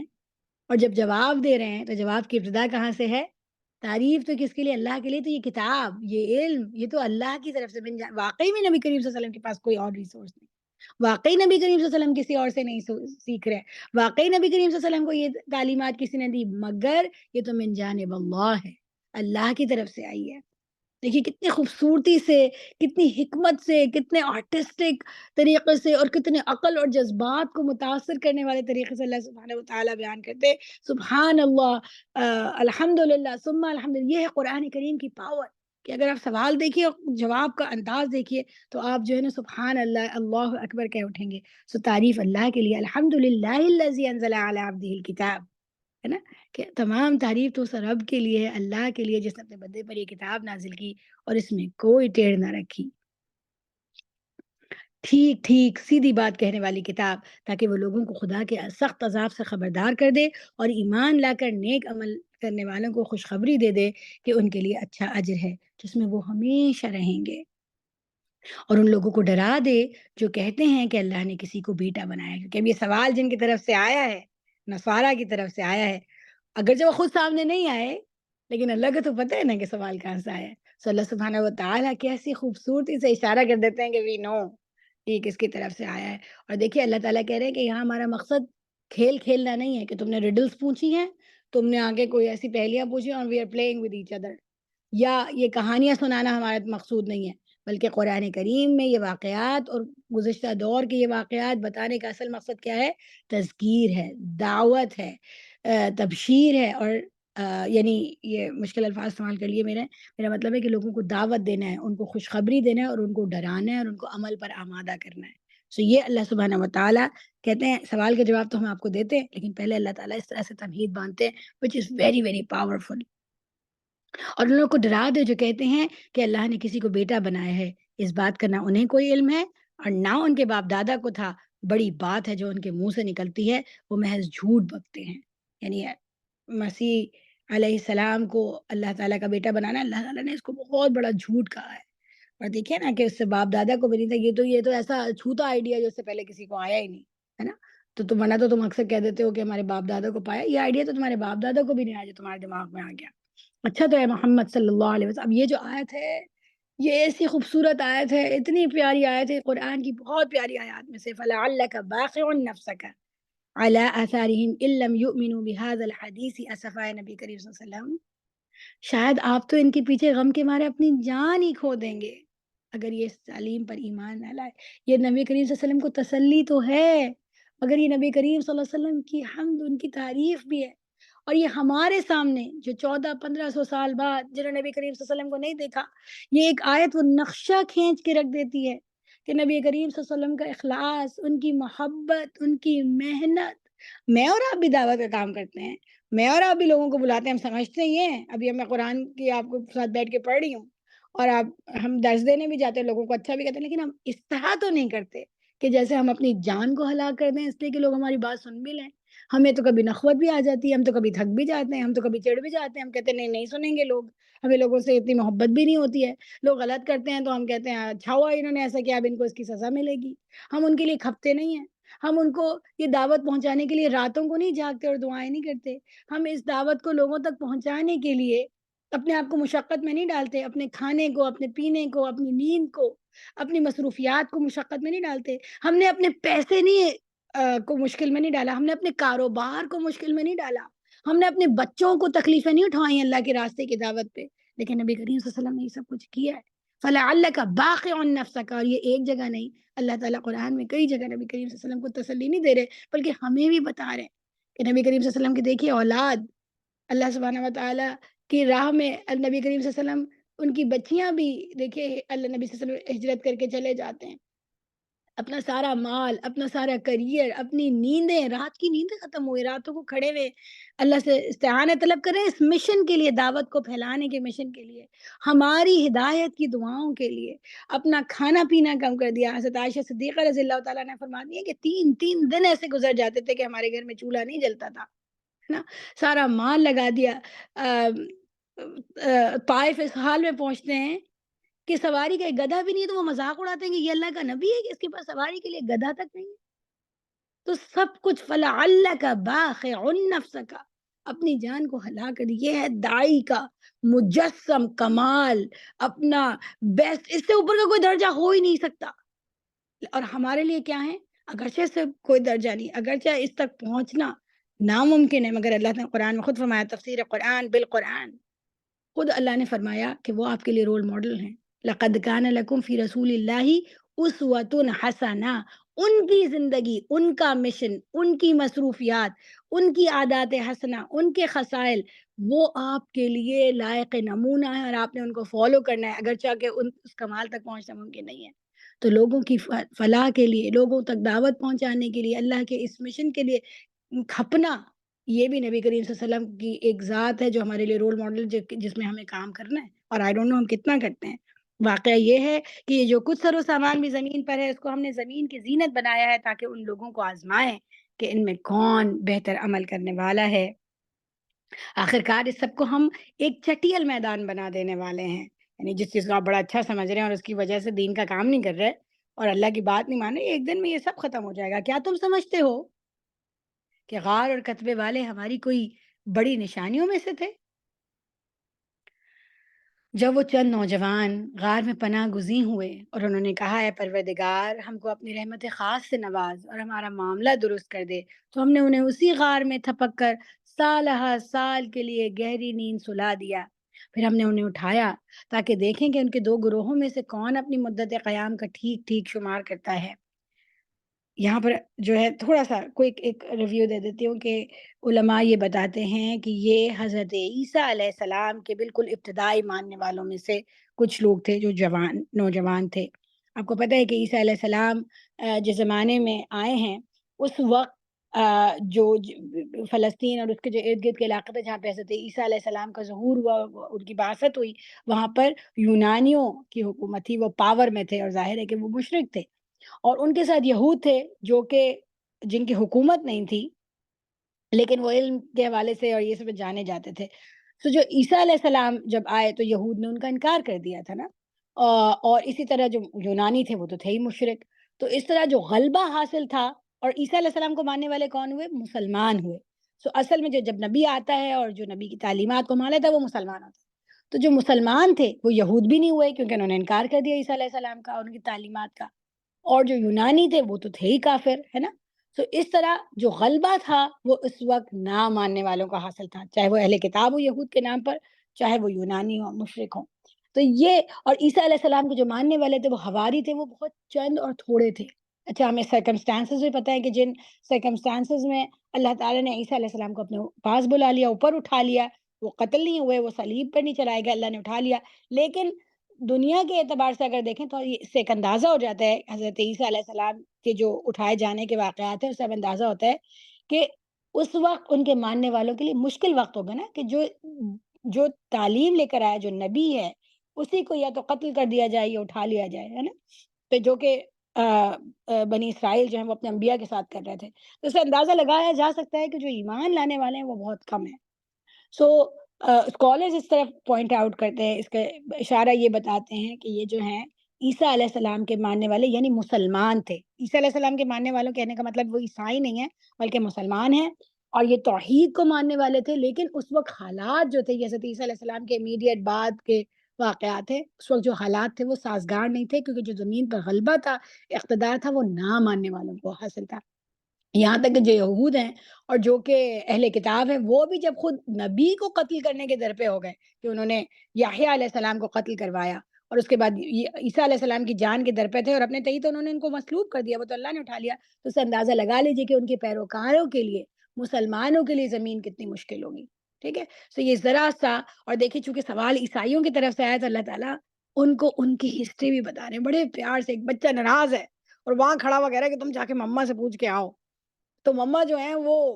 جس کو بھیجا گیا ہے، بھائی جان نے جن کو بھیجا ہے ان کو تو جواب دیتے، لیکن بھائی جان کے بارے میں بھی بات کر رہی ہیں تاکہ یہ مان لیں اور واپس آ جائیں، ہے نا؟ بیوٹیفل طریقہ۔ پھر یہ بتا کے اللہ کہتے ہیں، یہ تھوڑا سا انٹروڈکشن دیتے ہیں، کہتے ہیں یہ آپ کو کوئی ان کا واقعہ عجیب لگا؟ سو اب اس سے انٹرسٹ پیدا ہو رہا ہے کیونکہ ان کو تو پتہ ہے جنہوں نے سوال کیا، لیکن جنہوں نے سوال اوریجنلی بھیجا ان کو تو پتہ ہے، تو ان کو کہہ رہے ہیں کہ تم کو بڑا عجیب واقعہ لگتا ہے کہ تم نے ان سے سوال کروایا ہے؟ اور جو لوگ سوال کر رہے ہیں یعنی مشرکین مکہ، ان کے اندر انٹرسٹ ڈیولپ ہو رہا ہے کہ یہ کوئی بڑا عجیب قصہ ہے جو اللہ ہمیں بتانے جا رہے ہیں، ہم ان کا اصل قصہ تم کو سناتے ہیں۔ یہ بڑا پیارا اسٹائل ہے، لیکن اللہ تعالیٰ خود سے ہمیں قصہ سنا رہے ہیں، نحن نقص علیک، ہم سناتے ہیں آپ کو قصہ۔ وہ چند نوجوان تھے جو اپنے رب پر ایمان لے آئے تھے اور ہم نے ان کو ہدایت میں ترقی بخشی تھی۔ تو ایمان تو سب کو، میں نے اور آپ نے بھی اسلام قبول کیا ہے نا۔ اللہ تعالیٰ پہلا انعام یہ کرتے ہیں کہ انسان شعوری طور پر ایمان قبول کرتا ہے، لیکن اس کے بعد ہدایت میں ترقی۔ تو ایمان تو ہم لاتے ہیں لیکن ہم پھر مس گائیڈڈ ہو جاتے ہیں، حالانکہ ہم مسلمان ہیں لیکن ہم اللہ تعالیٰ کو ماننے میں حق ادا نہیں کرتے، تو ہماری ہدایت کو ترقی نہیں ہوتی۔ لیکن ہدایت میں ترقی کا مطلب ہے کہ ایمان بھی ہوا اور اللہ تعالیٰ نے ان کے ایمان میں اضافہ بھی فرمایا، ان کو گائیڈ بھی کیا کہ مشکل حالات میں اور آزمائشوں میں انہوں نے وہ راستہ اختیار کیا جو اللہ کو محبوب تھا، انہوں نے اس کے دین کے اوپر کمپرومائز نہیں کیا۔ اس کو ہدایت میں ترقی کی بات ہو گئی۔ ہم نے ان کے دل اس وقت مضبوط کر دیے جب وہ اٹھے اور انہوں نے اعلان کر دیا کہ ہمارا رب تو بس وہی اللہ ہے جو آسمانوں اور زمین کا رب ہے، ہم اسے چھوڑ کر کسی دوسرے معبود کو نہ پکاریں گے، اگر ہم ایسا کریں تو بالکل بے جا بات کریں گے۔ پھر انہوں نے آپس میں ایک دوسرے سے کہا، یہ ہماری قوم تو رب کائنات کو چھوڑ کر دوسرے خدا بنا بیٹھی ہے، یہ لوگ ان کے معبود ہونے پر کوئی واضح دلیل کیوں نہیں لاتے؟ آخر اس شخص سے بڑا ظالم اور کون ہو سکتا ہے جو اللہ پر جھوٹ باندھے؟ اب یہ جو سوال ہے یہاں پر یہ نہیں پوچھ رہے کہ بھائی یہ کیوں ایسا کر رہے ہیں، بلکہ جیسے وہ جو سوال تھا وہ علم حاصل کرنے کے لیے نہیں تھا بلکہ موکری تھی، اسی طرح یہ سوال جو ہے علم حاصل کرنے کے لیے نہیں ہے بلکہ یہ سوال اس بات کے لیے ہے کہ او مطلب they are so wrong in doing, یعنی اتنی سامنے کی بات کو انہوں نے ریجیکٹ کر دیا ہے نا، کہ رب کائنات کو چھوڑ کے دوسرے مخلوقات کو خدا بنانا، یہ تو انتہائی illogical بات ہے۔ تو یہ ایسا کیوں کر رہے ہیں؟ مطلب یہ تو بات سمجھ میں آنے والی تھی، چونکہ اللہ نے ان کو ایمان کی دولت سے سرفراز فرمایا تو ان کو یہ بات بالکل کھل گئی اور ان کا باطن روشن ہو گیا۔ لیکن جن لوگوں کو اللہ نے ایمان کی دولت نہیں دی اور جنہوں نے انکار کر دیا، ان کا باطن پھر تاریک رہتا ہے اور ان کو سامنے کی حقیقتیں نظر نہیں آتی۔ اب جب کہ تم ان سے اور ان کے معبودان غیر اللہ سے بے تعلق ہو چکے، تو چلو اب فلاں غار میں چل کر پناہ لو، تمہارا رب تم پر اپنی رحمت کا دامن وسیع کرے گا اور تمہارے کام کے لیے سر و سامان مہیا کر دے گا۔ یہ آپس میں باتیں کر رہے ہیں کہ یہ تو تمہاری بات نہیں سن رہے اور یہ تو ہمیں بھی دین پر قائم نہیں رہنے دیں گے، تو چلو اس دنیا میں نہیں رہتے بلکہ چل کے غار میں رہتے ہیں اور اللہ تعالیٰ کوئی نہ کوئی راستہ نکالے گا، رحمت کا دامن بھی وسیع کرے گا، کچھ نہ کچھ کی۔ دیکھیے نوجوان ہے اللہ کہہ رہے ہیں، تو یہ جو ٹائم ہے یہ آپ کے کریئر بنانے کا ٹائم ہے نا، فیوچر آپ کے سامنے کھڑا ہوا ہے نا؟ سو آپ دنیا کو چھوڑنے کا مقصد یہ کہ آپ اپنے پورے فیوچر کو نو کہہ رہے ہیں، آپ اپنے کریئر چوائسز کو نو کہہ رہے ہیں۔ کون اتنا بڑا ہوگا کہ اللہ کے دین کے خاطر اپنی بھلائی کو چھوڑ دے؟ تو دیکھیے یہ کس درجے کے پہنچے ہوئے لوگ تھے، ولی ہیں اللہ کے۔ تم انہیں غار میں دیکھتے تو تمہیں یوں نظر آتا ہے کہ سورج جب نکلتا ہے تو ان کے غار کو چھوڑ کر دائیں جانب چڑھ جاتا ہے اور جب غروب ہوتا ہے تو ان سے بچ کر بائیں جانب اتر آتا ہے، اور وہ ہیں کہ غار کے اندر ایک وسیع جگہ میں پڑے ہیں۔ یہ اللہ کی نشانیوں میں سے ایک ہے، جس کو اللہ ہدایت دے وہی ہدایت پانے والا ہے، اور جسے اللہ بھٹکا دے اس کے لیے تم کوئی ولی یہ مرشد نہیں پا سکتے۔ تم انہیں دیکھ کر یہ سمجھتے کہ وہ جاگ رہے ہیں، حالانکہ وہ سو رہے تھے۔ ہم انہیں دائیں بائیں کروٹ دلواتے رہتے تھے اور ان کا کتا غار کے دہانے پر ہاتھ پھیلائے بیٹھا تھا۔ اگر تم کہیں انہیں جھانک کر دیکھتے تو الٹے پاؤں بھاگ کھڑے ہوتے اور تم پر ان کے نظارے سے دہشت بیٹھ جاتی۔ اب یہ اللہ تعالیٰ نے تھوڑی سی کیفیت بتائی ہے کہ غار اس طرح تھا، اور یہ میں مفسرین کے حوالے سے آپ کو بتا رہی ہوں کہ وہ ایسا ہوتا ہے نا، شرقن اور غربن نہیں تھا، یعنی ایسٹ فیسنگ اور ویسٹ فیسنگ نہیں تھا کہ آپ یہ دیکھیے کہ جب سورج نکلے تو آپ کو پتہ لگتا ہے، اگر آپ کا کمرہ ایسٹ فیسنگ ہو تو آپ کو بڑا پتہ لگتا رہتا ہے کہ صبح ہو رہی ہے اور رات ہو رہی ہے، دھوپ اندر آتی ہے اور نہیں آتی۔ لیکن بعض جو گھر ہوتے ہیں وہ ایسٹ فیسنگ نہیں ہوتے یا ویسٹ فیسنگ نہیں ہوتے، تو سورج آئے نہیں آئے پتہ نہیں چلتا، گھر کے اندر اندھیرا لگتا ہے، ہر وقت لائٹ آن کر کے رکھنی پڑتی ہے نا؟ I think this is the very easy and best description to understand it. So غار کا جو دہانہ تھا، اس کی جو اوپننگ تھی، اس کا جو ماؤتھ تھا، وہ کچھ اس طرح سے تھا کہ سورج کا نکلنا اور اترنا ہوتا نہیں تھا، تو غار میں ہمہ وقت ایک ٹھنڈا سا اندھیرا ہی چھایا رہتا تھا، چاہے صبح ہو چاہے رات ہو، تو وقت کے بدلنے کا پتہ نہیں چلتا تھا. ایسے بہت سارے ہاؤسز ہوتے ہیں، پتہ نہیں چلتا، تو غار اس طرح سے تھا. دوسری بات ہے کہ وہ اس میں لیٹ کے وہ اپنے تئیں سو گئے، لیکن چونکہ یہ نارمل نیند تو نہیں تھی جو میرے اور آپ کو آتی ہے، سو اس لیے جو ان کے سونے کی جو کیفیت تھی، جو حیت تھی، وہ بھی عجیب میریکلس تھی، اللہ تعالیٰ کا معجزہ تھا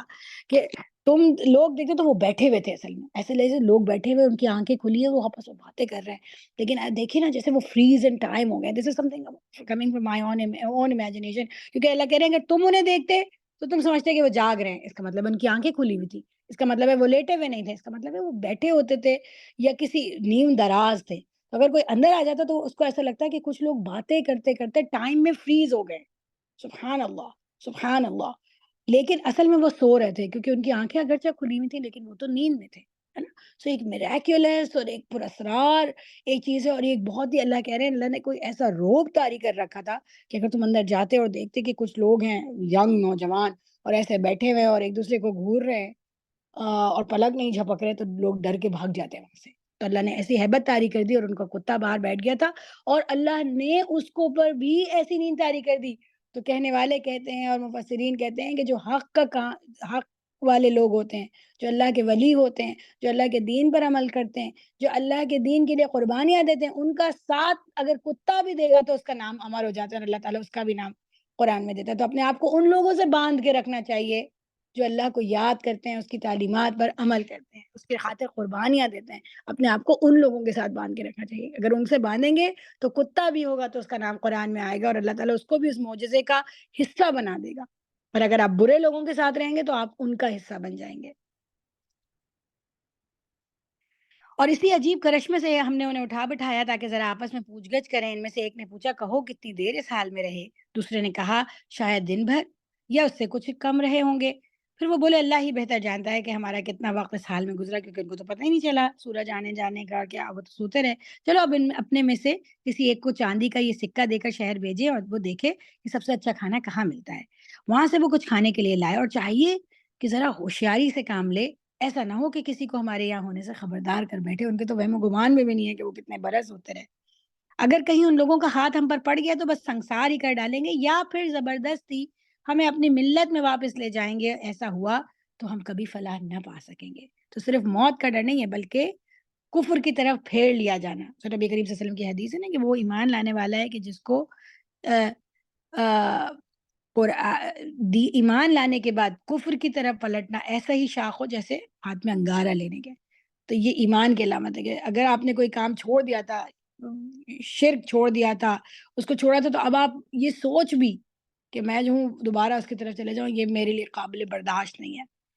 اس طرح ہم نے اہل شہر کو ان کے حال پہ مطلع کیا تاکہ لوگ جان لیں کہ اللہ کا وعدہ سچا، اور یہ کہ قیامت کی گھڑی بے شک آ کر رہے گی. کیسے ہوا؟ یعنی جب وہ وہاں سکہ لے کر پہنچے، سو آبویسلی وہاں کے لوگوں نے دیکھا کہ یہ آدمی ہے، پرانی وضاقتہ کا لباس پہنا ہوا ہے.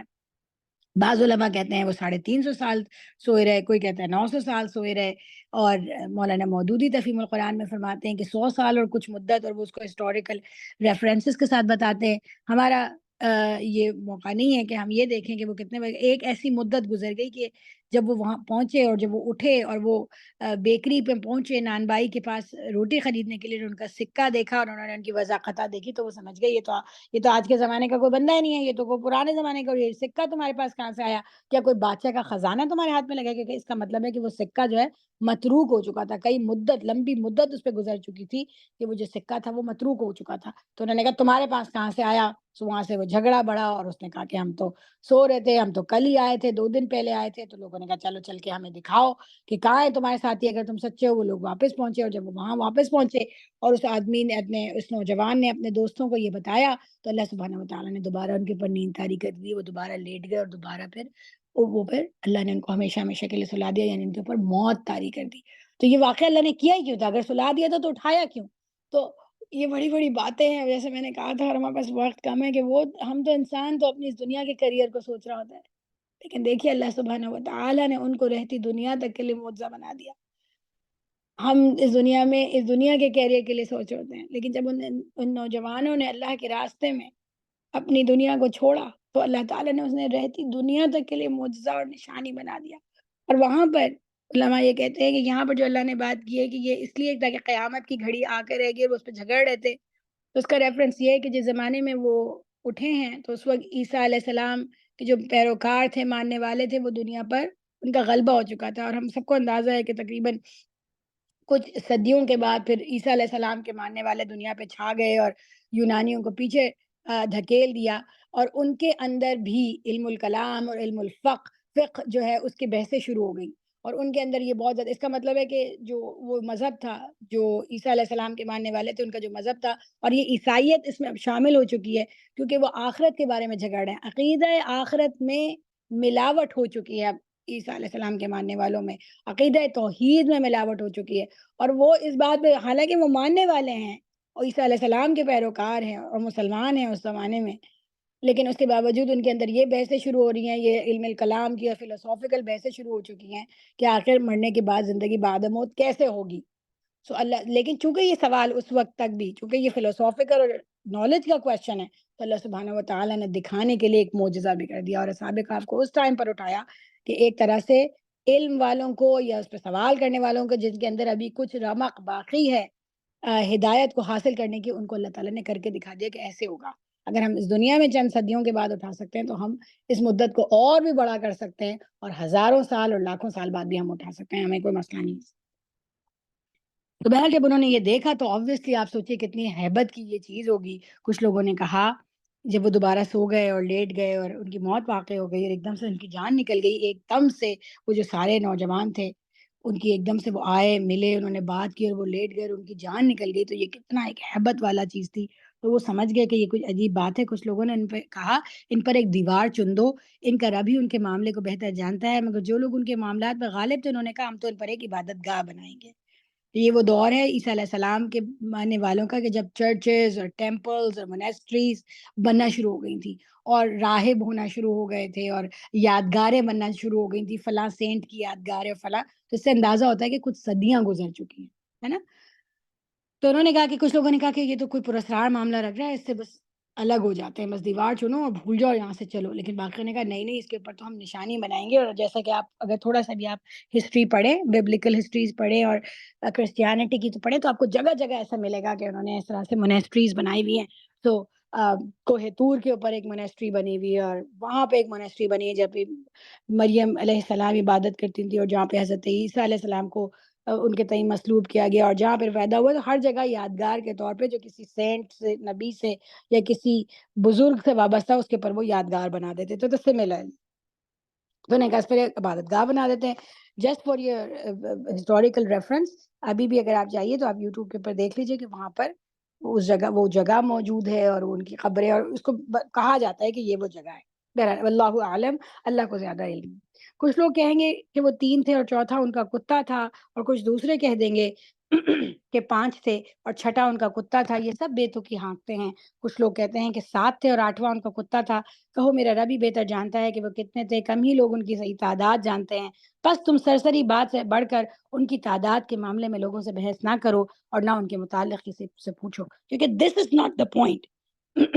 دیز ڈیٹیلز کی کتنی تعداد تھی اور وہ کون سے رنگ کے کپڑے پہنے ہوئے تھے، یہ سب ان کے نام کیا تھے، بائبل کے اندر اس کے اوپر بھی جو ہے نا وہ باتیں موجود ہیں۔ تو اللہ کہہ رہے ہیں کہ یہ کوئی ان ڈیٹیلز کا کوئی لینا دینا نہیں ہے، اس وجہ سے آپ کو کہانی نہیں سنائی گئی کہ ان کے کپڑے کیسے تھے، ان کی حیت کیا تھی، ان کے نام کون سے تھے، ان کا قبیلہ کیا تھا، وہ کتنے دن، وہ کتنے تھے، کتنے دن سوئے، کتنے دن اٹھے، یہ نہیں ہے، یہ دس از ناٹ دا پوائنٹ، ٹھیک ہے؟ اور اللہ نے خود بھی ان کا نام نہیں بتایا، تو اللہ تعالیٰ چاہتے نہیں ہیں کہ ہم یہ اس کو جانیں۔ نیکسٹ، ایک منٹ۔